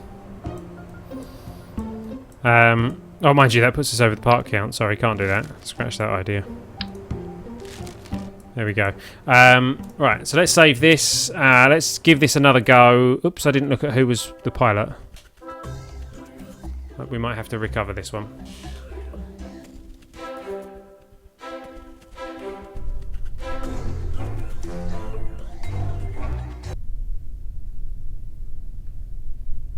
Yeah, it's put Jebediah in there. He doesn't look happy. Let's recover that. Oh, brakes please. Recover. We won't use Jebediah. Let's use another one of our donators, our supporters. An Ellitopian. Let's use an Ellitopian. Yeah, no ribbons. Good. Good, good. Right. We can actually do it like this, can't we? So let's go for that one. And let's take out Jebediah. So who's the next pilot? Bismarck. That's the other William, isn't it? That's William Ullum. Bismarck, Cummin, you are going to be our next test subject. I hesitate to say victim, but it probably will be. Okay. Brakes on. Come on, brakes on. Right. SAS on. Throttle to... We did that at like 50%, didn't we? So, let's activate that. And take off the brakes. And again, I didn't deactivate steering on the rear wheels.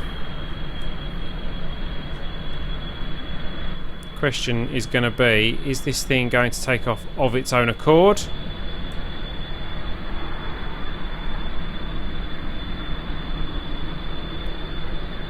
It has taken off of its own accord.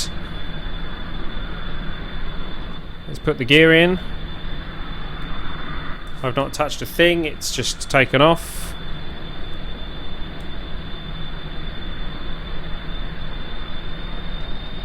Increase the throttle. And then we need to... Let's go for this one. Let's activate navigation to that because it's kind of right ahead of us.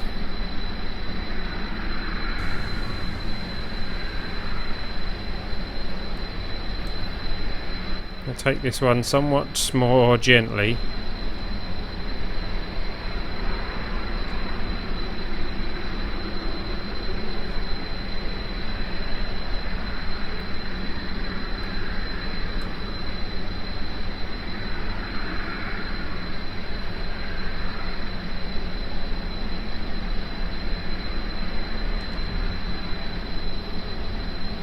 There we go.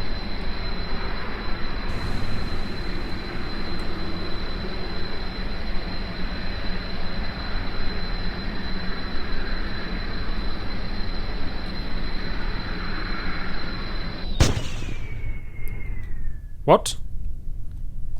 You're kidding me, we've run out of fuel?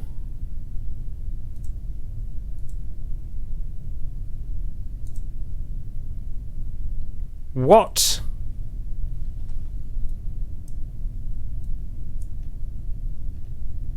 Okay. Why do we not have fuel in these tanks? Because they're procedural tanks, aren't they? Okay.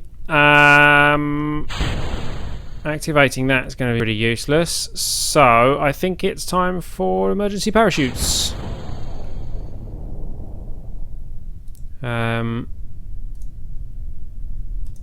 That's not going to give us anything. That's not going to give us anything. Crew report here. No, that's not going to give us anything. The laser ablator is the wrong way round. That's clever. No electric charge.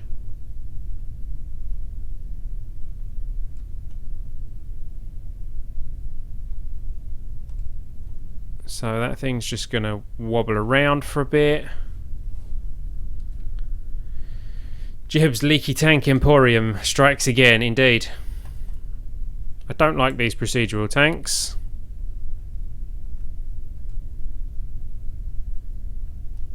And a night flight means that those solar panels are pretty useless.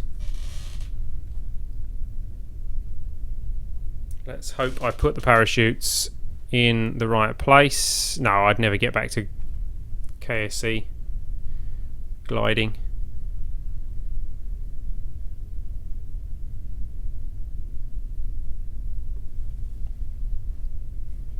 We're just going to have to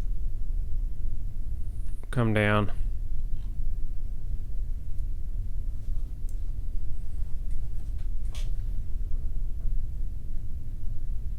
Slowly, very slowly. 2 parachutes for a little thing like that. It's a bit excessive. Oh!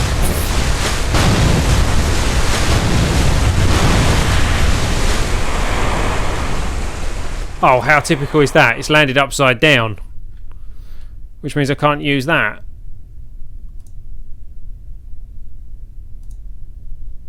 Because it can only be used underwater. That is just... I beg your pardon. Go away. That is just absolutely typical. I couldn't land like that if I wanted to.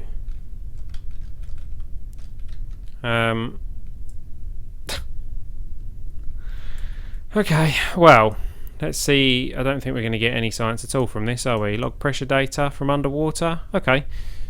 The barometer's analysis hints at unusually high humidity in the local temperature, in the local atmosphere, sorry. Keep that. Can we get the thermometer?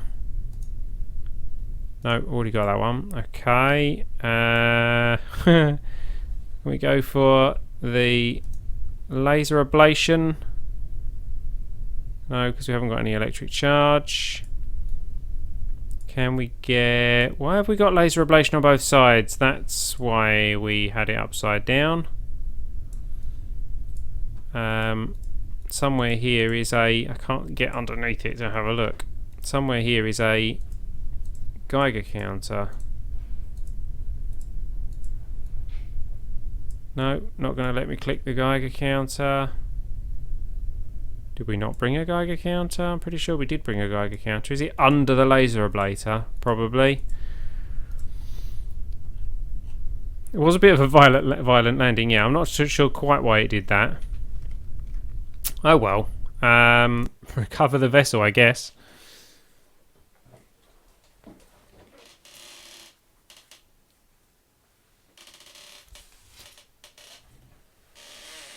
Oh, this creaky chair. I need to sort this creaky chair out. Okay, Bismarck Kerman gets operational service ribbon awarded to any Kerbal completing at least a single mission as a pilot. Splashdown ribbon awarded for a splashdown of a vessel in water. 5% fuel landing ribbon awarded for a landing a vessel with 5% or less liquid fuel left. And landing on Kerbin ribbon awarded for landing on Kerbin.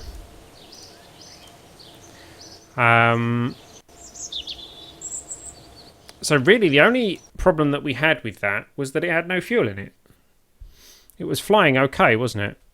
And the fact that it landed upside down, but that's irrelevant. So we can actually keep the same model number and just, you know, actually put fuel in it. Like that. And like that. In fact, they don't need oxidizer, so that can just go all liquid fuel.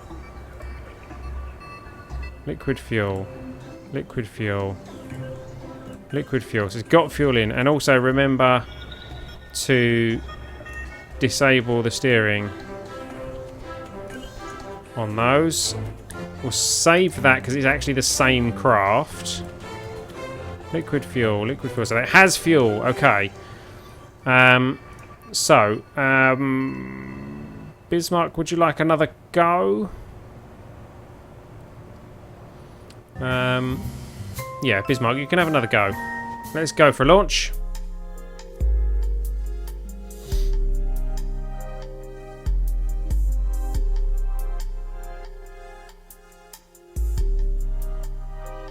I know why I had oxidizer. Because that center engine requires oxidizer. Idiot. Oh well. Brakes. SAS. Throttle at 100% this time. And... Yep, okay. Activate the engines.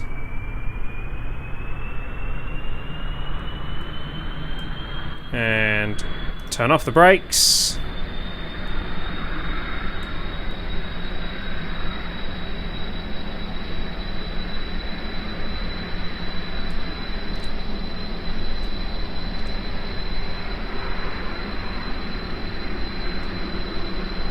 Fast forward time to morning. Yeah, I probably should have done.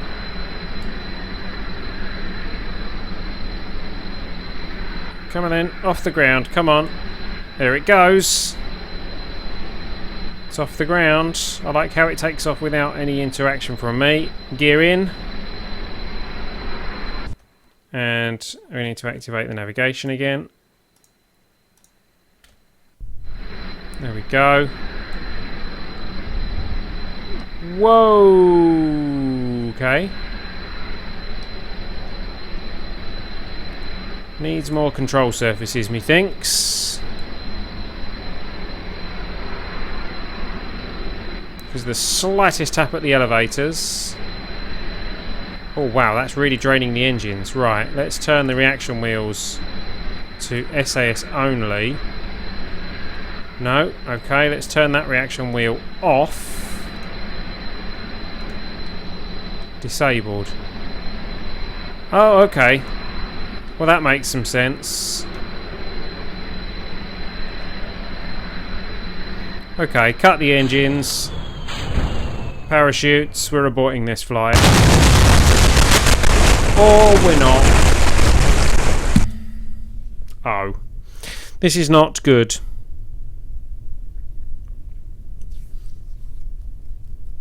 This is not good. The only reason the flight was staying stable was because it was being held in place by the SAS.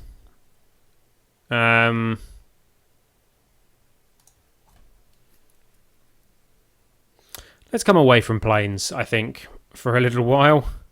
I clearly need more practice with planes.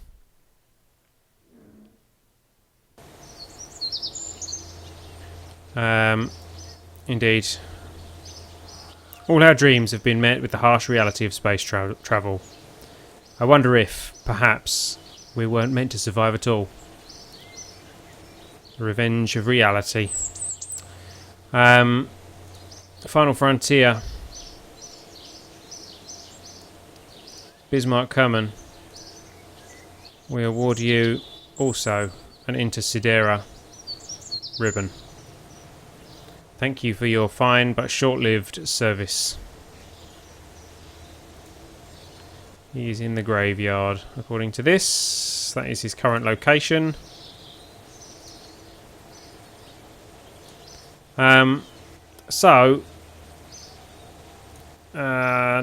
Not very successful with the aeroplaning. I didn't check the weight balance with fuel in it. No, you're quite right. No, I can't revert. Unfortunately, my rules for KSP Live are no reverts, no restoring Kerbals, no quick saves, no quick loads. Those be the rules. So, aeroplane-wise, we need more practice. I'll tell you what we could do is if we upgrade the spaceplane hangar, we can build larger craft, which in turn will be heavier and easier to balance. I'm going to do that. Excuse me, I'm going to do that. I'm upgrading the spaceplane hangar. Because then we can build a bigger, heavier craft. So let's go new, and we'll go for another nose cone. And this time we'll go for... See, I hesitate to use these now because they keep emptying themselves of fuel. Oh no, not that one. That's not the one that does. It's this one, isn't it? It keeps emptying itself of fuel. Okay, so let's use this one then. Let's go like that. In fact, I'll tell you what. Let's not just do that. Let's go for a Science Junior on it. That'll add some weight to it. That'll add some weight to it. That's just liquid fuel, isn't it? Yeah. Let's add another one to make it longer range. Then let's add a tail connector. Like so. Which will have a tail fin on it. There we go. So we're making a somewhat longer plane. In fact, should we even have more fuel? Let's have a big beast of a plane.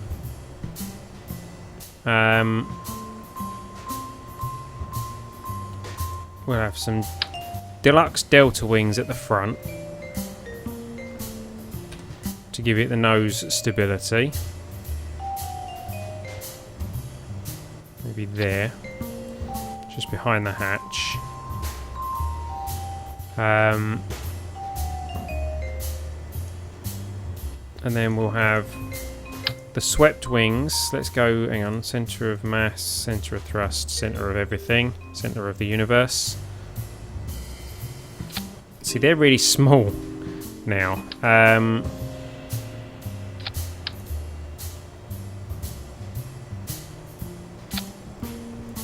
They're really small in comparison, aren't they? Okay, so let's not do that. Let's go back to these.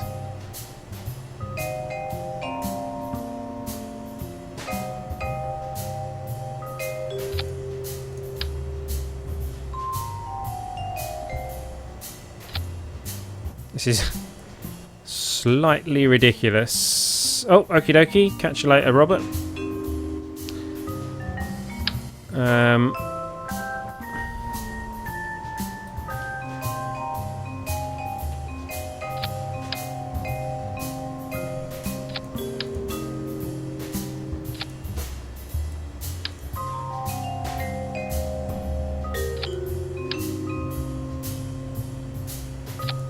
Something like that. Keeps our centre of excuse me, centre of mass just behind. Sorry, our centre of lift just behind our centre of mass. Although as we run out of fuel, it will the centre of mass will shift backwards slightly. So we'll do something like that, and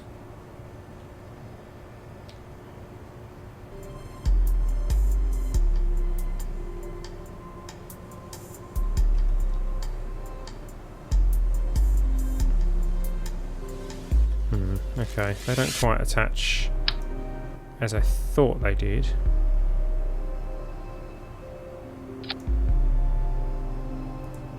If I go like that, is that one a smaller one? It is, isn't it?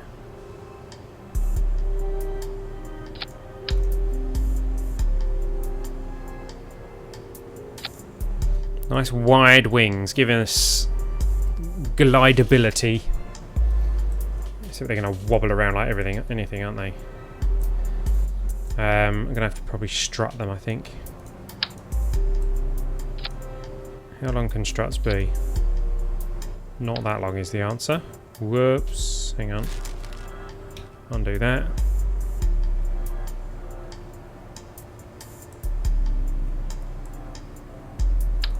There we go. Right. Okay, that works. So if I go like this, that works. Okay. I am doing a plane, yes.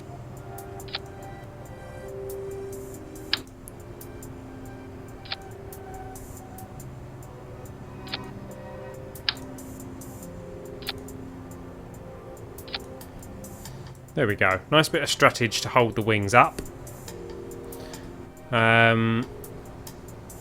Now we're going to need some actual engines, and the only ones we've got are those, so let's go for Mark 0 liquid fuel.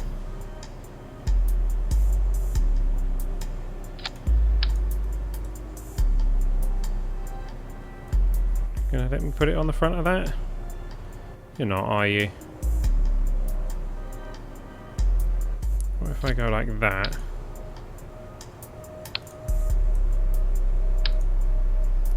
How about if I go like that, then like that, there we go, and then like that, and then move the whole thing forward, there we go. Nice.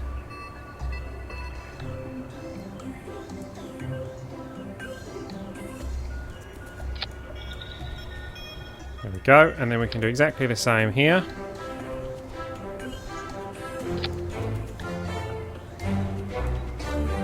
And how about once more?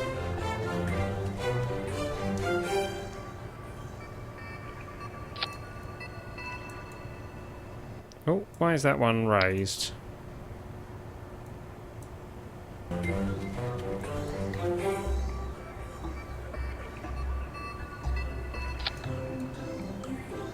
There we go.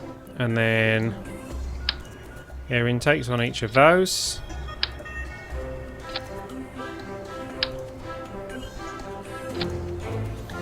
And an engine on each of those.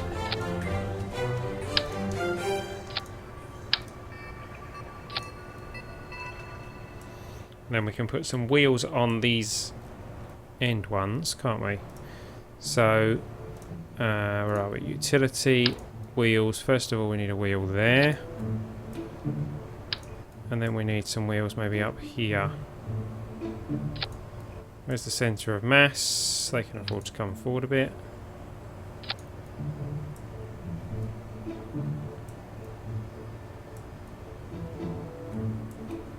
We're also going to probably need a wheel near the back here, aren't we?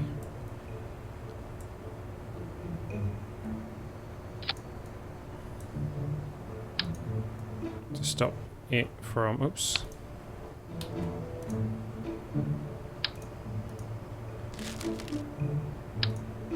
Stop it from hitting the floor.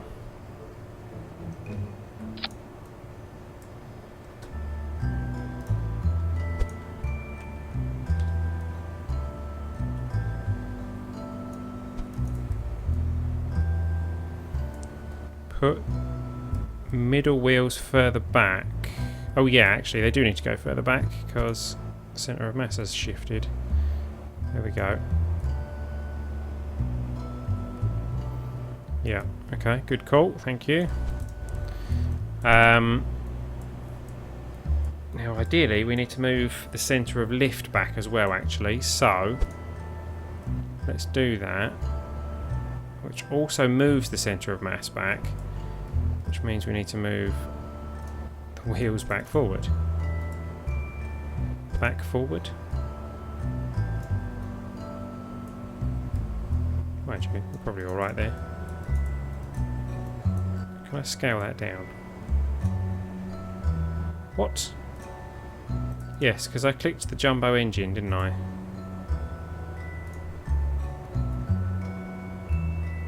Okay, that's a bit too small.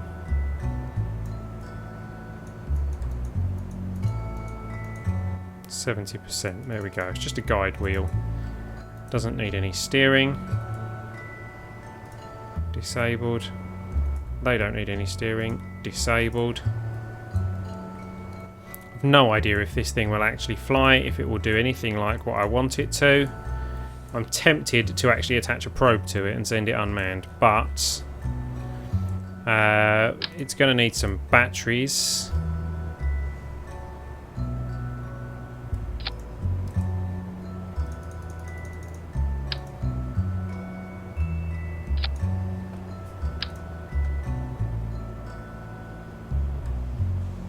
No, you can't. You're not going to let me do that. Okay, so I'll do it like this. No, not going to let me do it like that either. Okay. What if I put it here? Will you let me attach it then? No. Okay.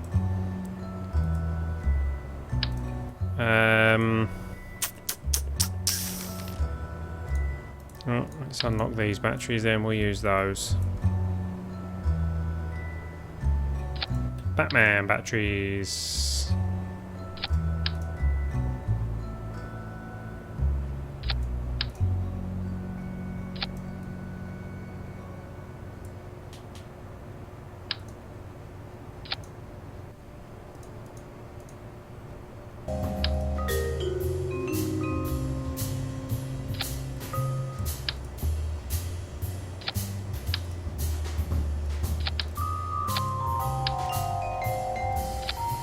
There we go. Nice set of batteries. Lots of batteries. Let's have some solar panels running down the spine. In fact, let's have them where the batteries are.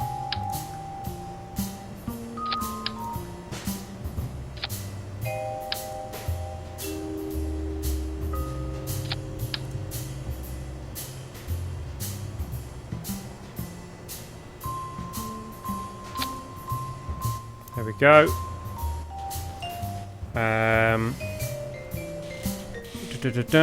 Parachutes. Do we want the emergency parachutes on this? Where's the centre of mass? probably going to need them, aren't we?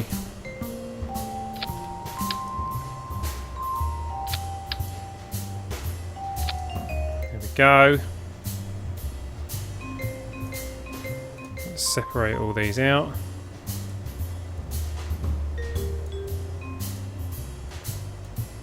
There we go.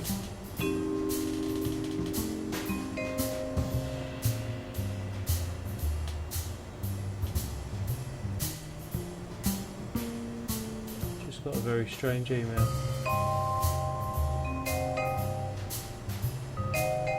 I'll have to check that out in a moment.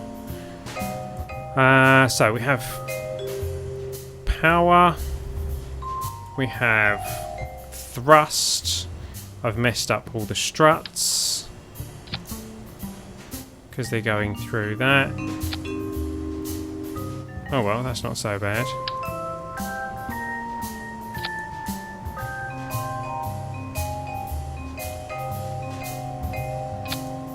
No.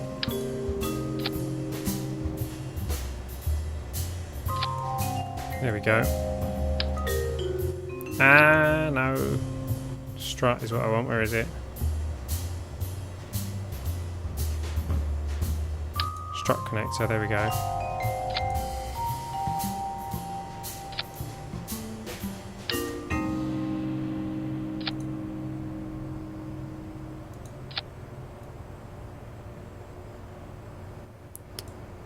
Great, that didn't work.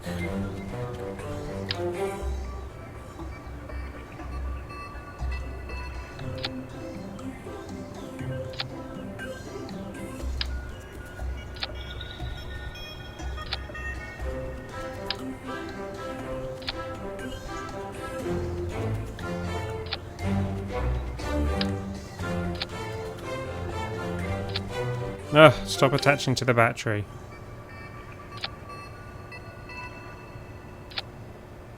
Stop it.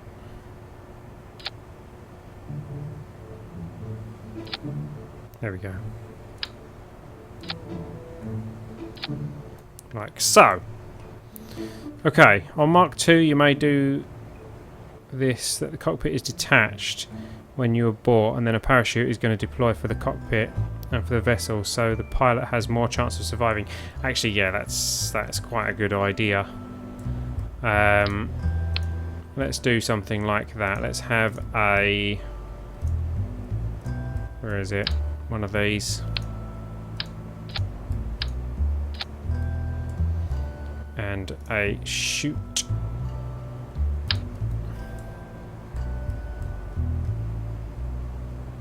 On the nose. Would a drogue chute be enough, do you reckon?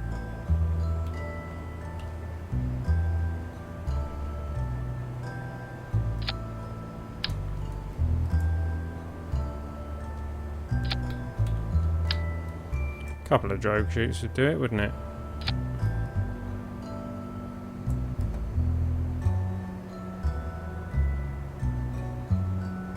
Yeah.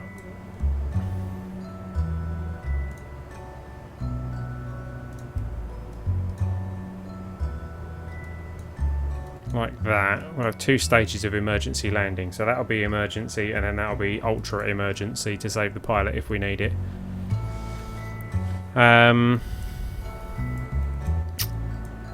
Will it fly? I don't know. Oh, I've clicked out the window again.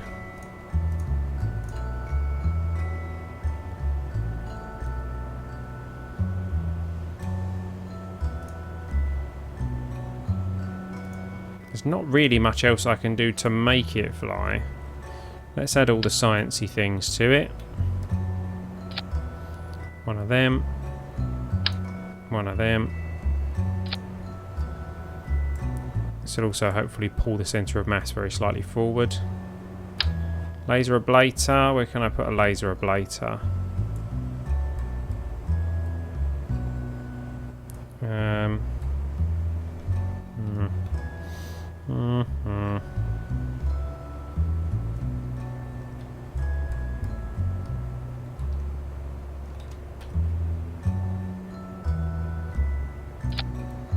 Laser ablator can go over there. Let's pull up the centre of mass. If I do mystery go, will that pull it off? It will. But not if I do it here.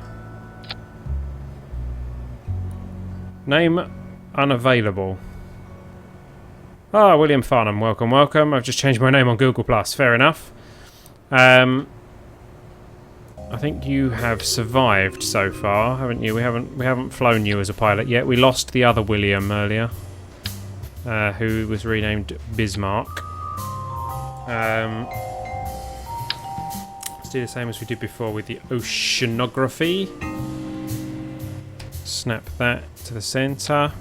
There we go. And we need a communitron. Snap to the centre.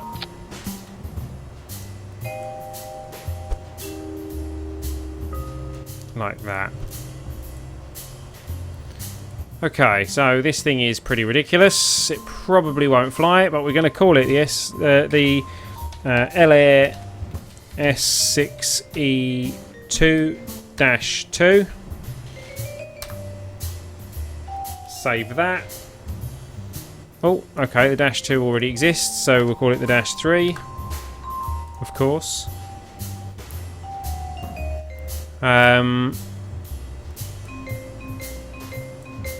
Oh, Geiger counter. Let's put that on there as well. There we go.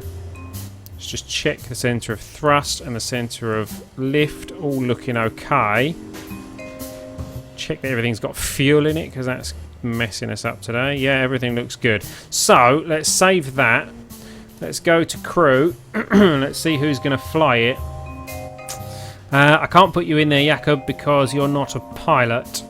So it looks like it's going to be Jebediah. I don't really want to take Jebediah because this is a high-risk flight. Let's take Valentina because she's not 1 star yet. Let's save that and take it out to the runway. I've no idea if this is going to work or not.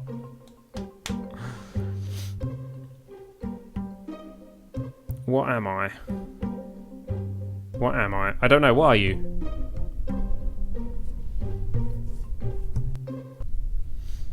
What are you?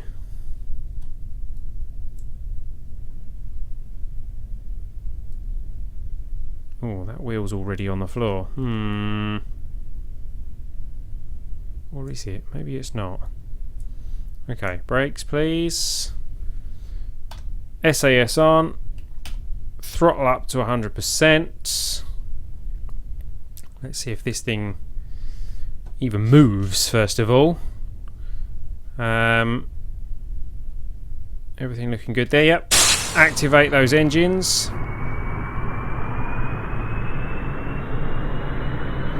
And remove the brakes. The wings are the width of the runway.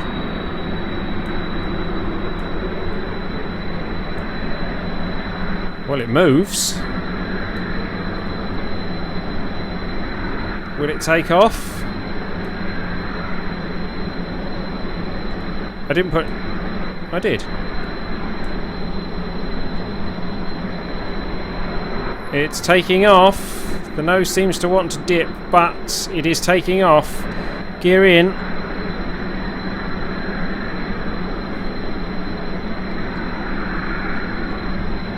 It's actually pretty stable.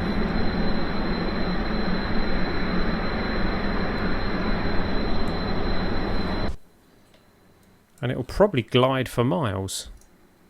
Activate navigation.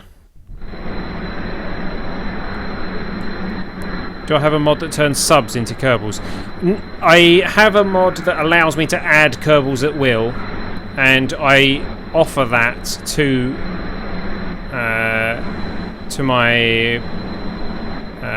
the Ellitopians, to my subscribers and donators. So,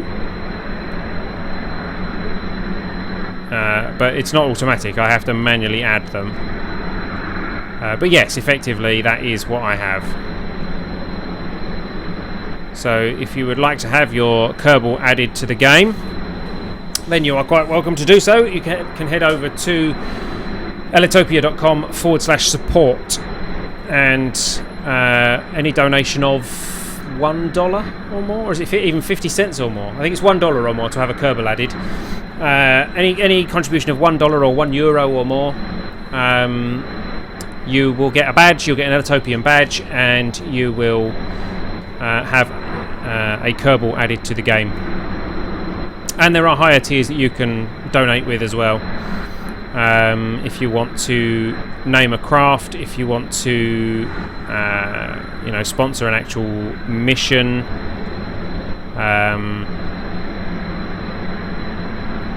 incidentally, if any of you have Prison Architect and are one of the lucky ones that has their name in the game, which was one of the pre-order bonuses, let me know and I will add you in to my Prison Architect series that started yesterday.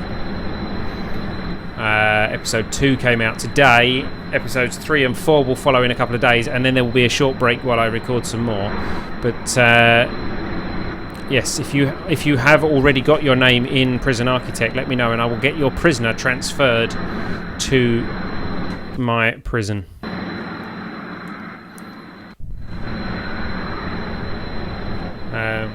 And that's not something that you have to donate for. I'm going to offer that to anyone who is a subscriber on YouTube that watches the series and wants me to add their prisoner to my Prison Architect series.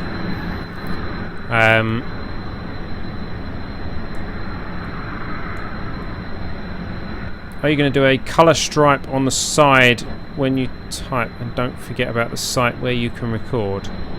Are you going to do a colour stripe on the side when you type?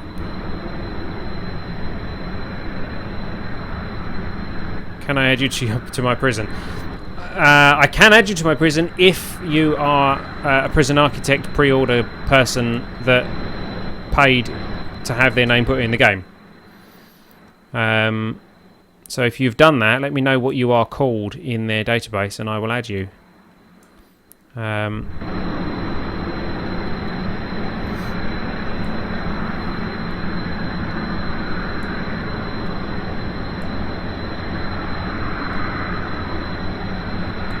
But I can't rename prisoners in Prison Architect like you can with Kerbals and things like that, unfortunately.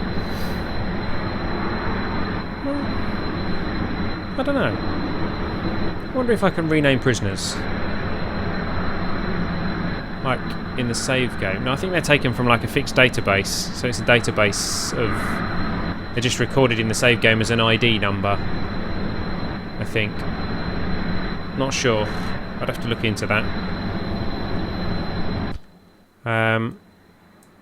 Okay, so we're heading towards the location, which is our target. Actually, we are not heading quite... Whoa! That's a lot of slewing.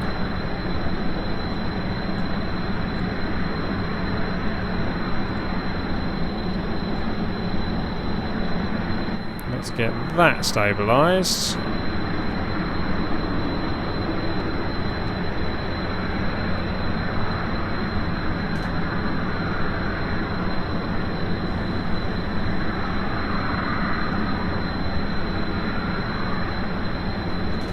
There we go.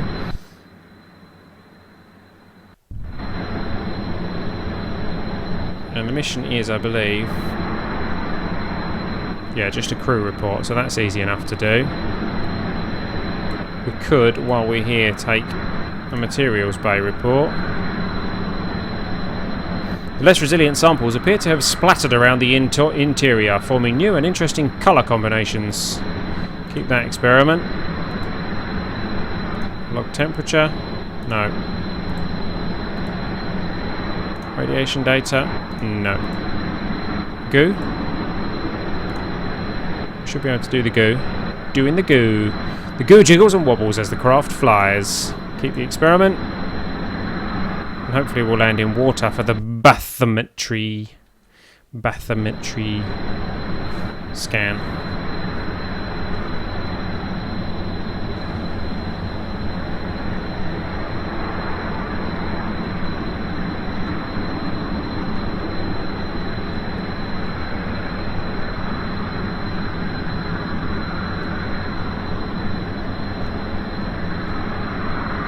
Just tweaking our approach slightly,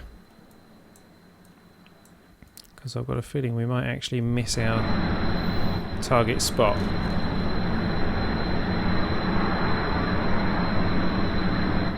Entering Site 1 QH1K. We can take a crew report from there. From this perspective you can see the underwater topology, but we don't care about that because we have completed that contract for 27,825 funds and 4 reputation. If we go activate navigation there, that's over land, isn't it? So we won't get the sea landing.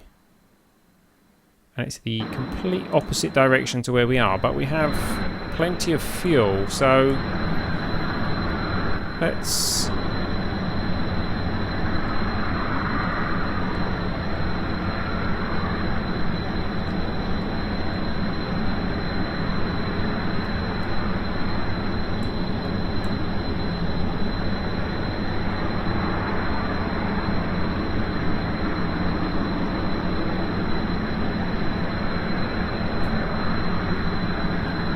have a bit of a turnaround. Nose does seem to want to dip on this aeroplane. 4 more days left of high school. Well, I remember those days.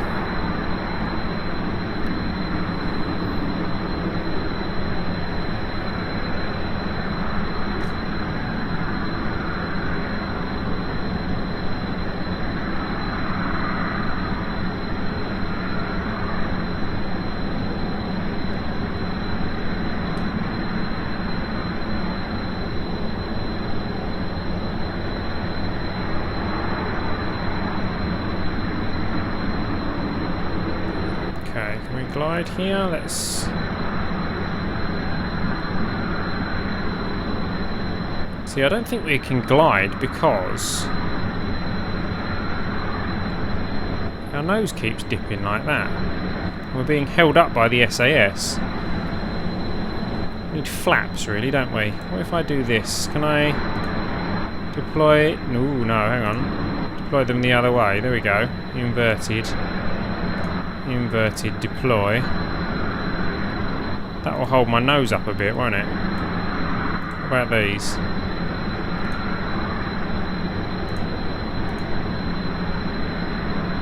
Yeah, that will hold my nose up a bit as well. Means I have less control because I'm using them as flaps, but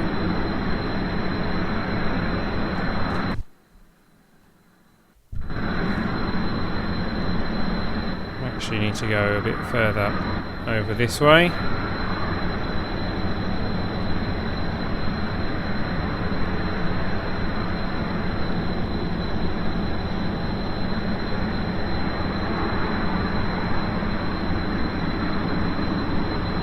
There we go. Actually, that's not holding too bad like that. If I turn the SAS off, what happens? Yeah, nose dips a bit, so let's pull up.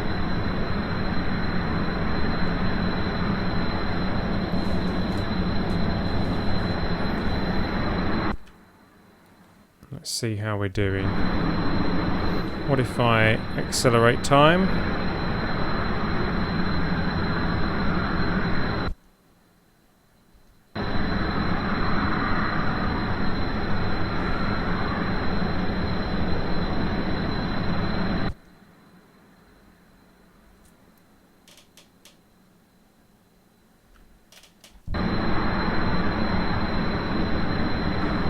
Why do we look like we're flying sideways?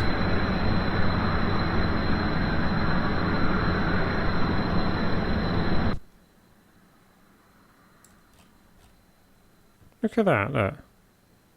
That shows our trajectory going down there, but we're flying that way. That's very strange. It's confused as to what direction we're actually travelling.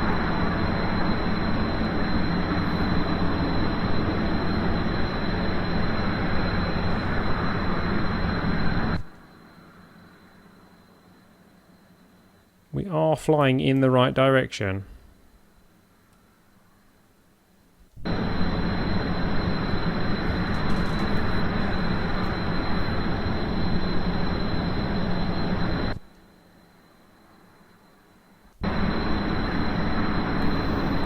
Coming over the land now. Okay, let's slow down time. Make sure we are flying in exactly the right direction. Whoa, whoa, whoa, whoa, whoa, whoa, whoa,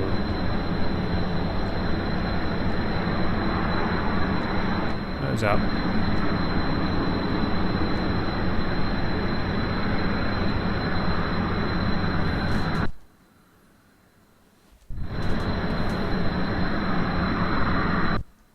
Actually, it doesn't matter if we lose a bit of altitude.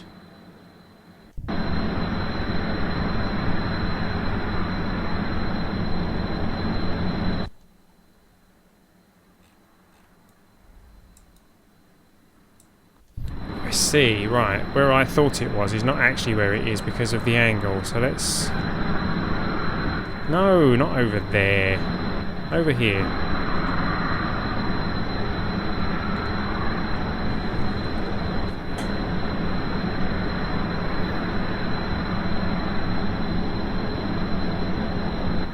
Correct our approach angle slightly.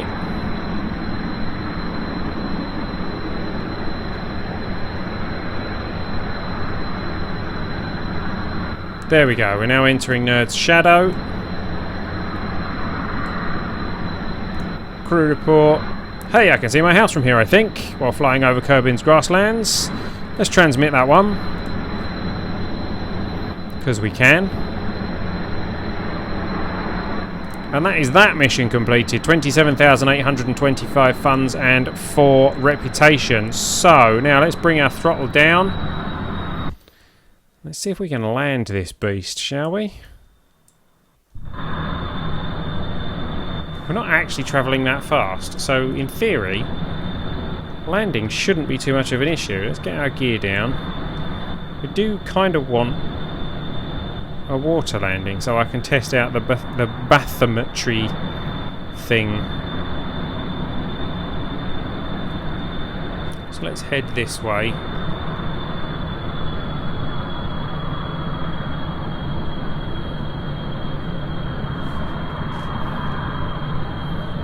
I imagine landing this thing's going to be quite tricky, especially if we're going to try and do it in water.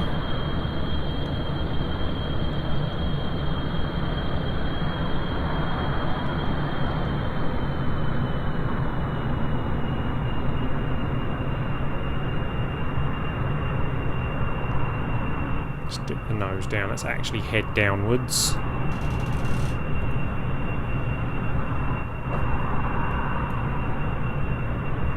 Maybe I should have added another one of those there. I wonder if that would have given us the level of control that we needed. I really don't know. I'm not very good at plane design. My cat's trying to get my attention. I mean, Valentina's more than happy with what she's doing. She's enjoying every minute of this. Docking mode, eh? You're not in docking mode, shut up. That's docking mode. We're in staging mode. What are you on about?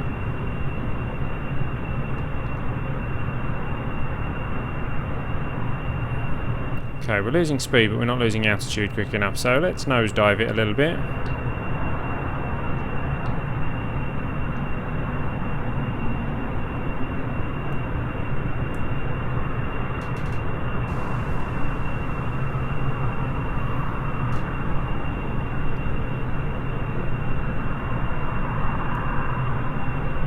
Got the parachutes in the event of an emergency.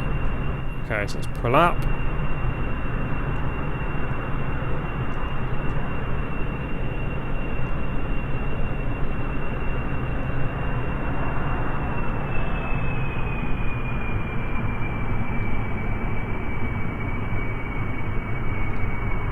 It's trying to push our nose up now, possibly because of the whole flap situation.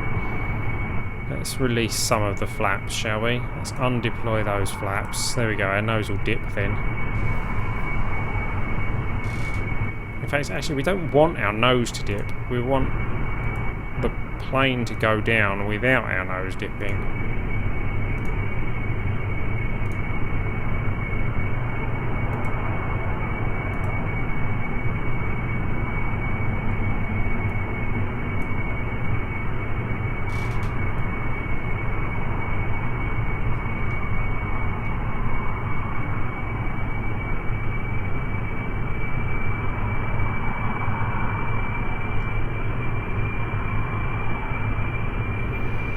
Come on, down you come, little weary plane.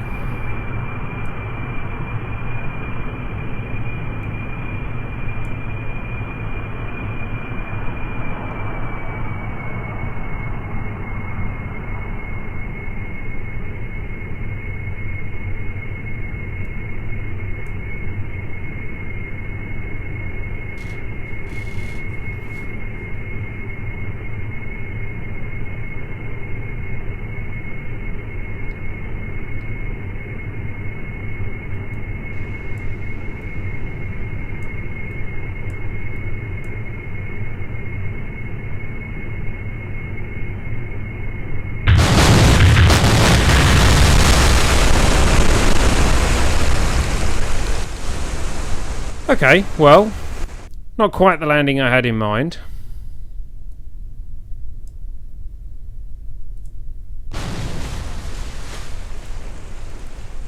Can I paddle? No, I can't.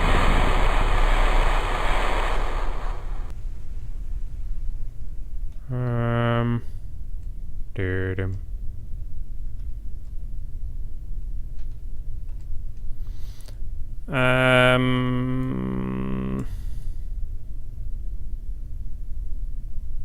I mean, technically speaking, any landing you can walk away from is a success.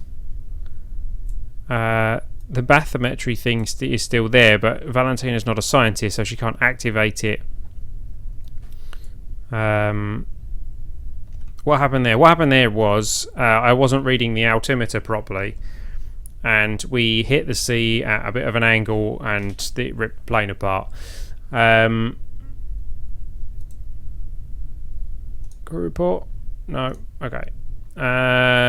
So let's recover the vessel. I mean, it was successful. We completed the 2 contracts. I was a bit impatient. I was pushing the nose down so that we were nose diving into the water instead of gently gliding into the water, so we were going too fast.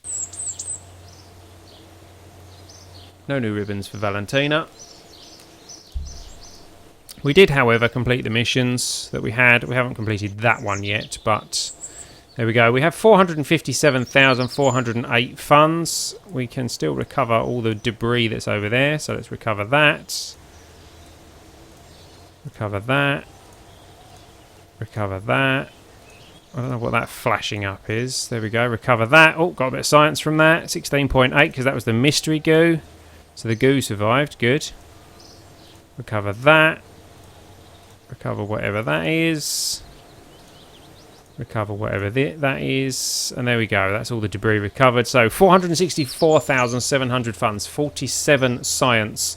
And what's that? I don't know, about 15, 20% reputation. Not too bad. Not too bad. I mean, the concept worked with the plane. We just, you know, I was a bit impatient and trying to make it land a bit earlier than really it should have done. But there we go. All in all, not too bad a day. We managed to get into orbit. We managed to play around with some planes. We managed to kill a couple of Kerbals. You know, what's a KSP episode without killing a few Kerbals? So thank you for watching, guys. I hope you've enjoyed the stream this evening. If you have, then don't forget to... That's the wrong button. There we go. Don't forget to hit the like button and subscribe if you haven't done so already. I still haven't changed those logos on there, but if you would like to offer some support, if you can contribute and would like to have your Kerbal added to our game, then you can do that over at ellitopia.com/support. And if I remember, I will change this exit screen so that it actually shows the correct link in future. And there we go. Please don't forget to tune in next week. Check out the Prison Architect series that's running at the moment on the YouTube channel. And, well, I'll see you next time, I guess. Thank you for watching, guys. I've been El Bristow. You've been watching Ellitopia Gaming. This has been KSP Live. Don't forget to support the indies. And I'll see you next time.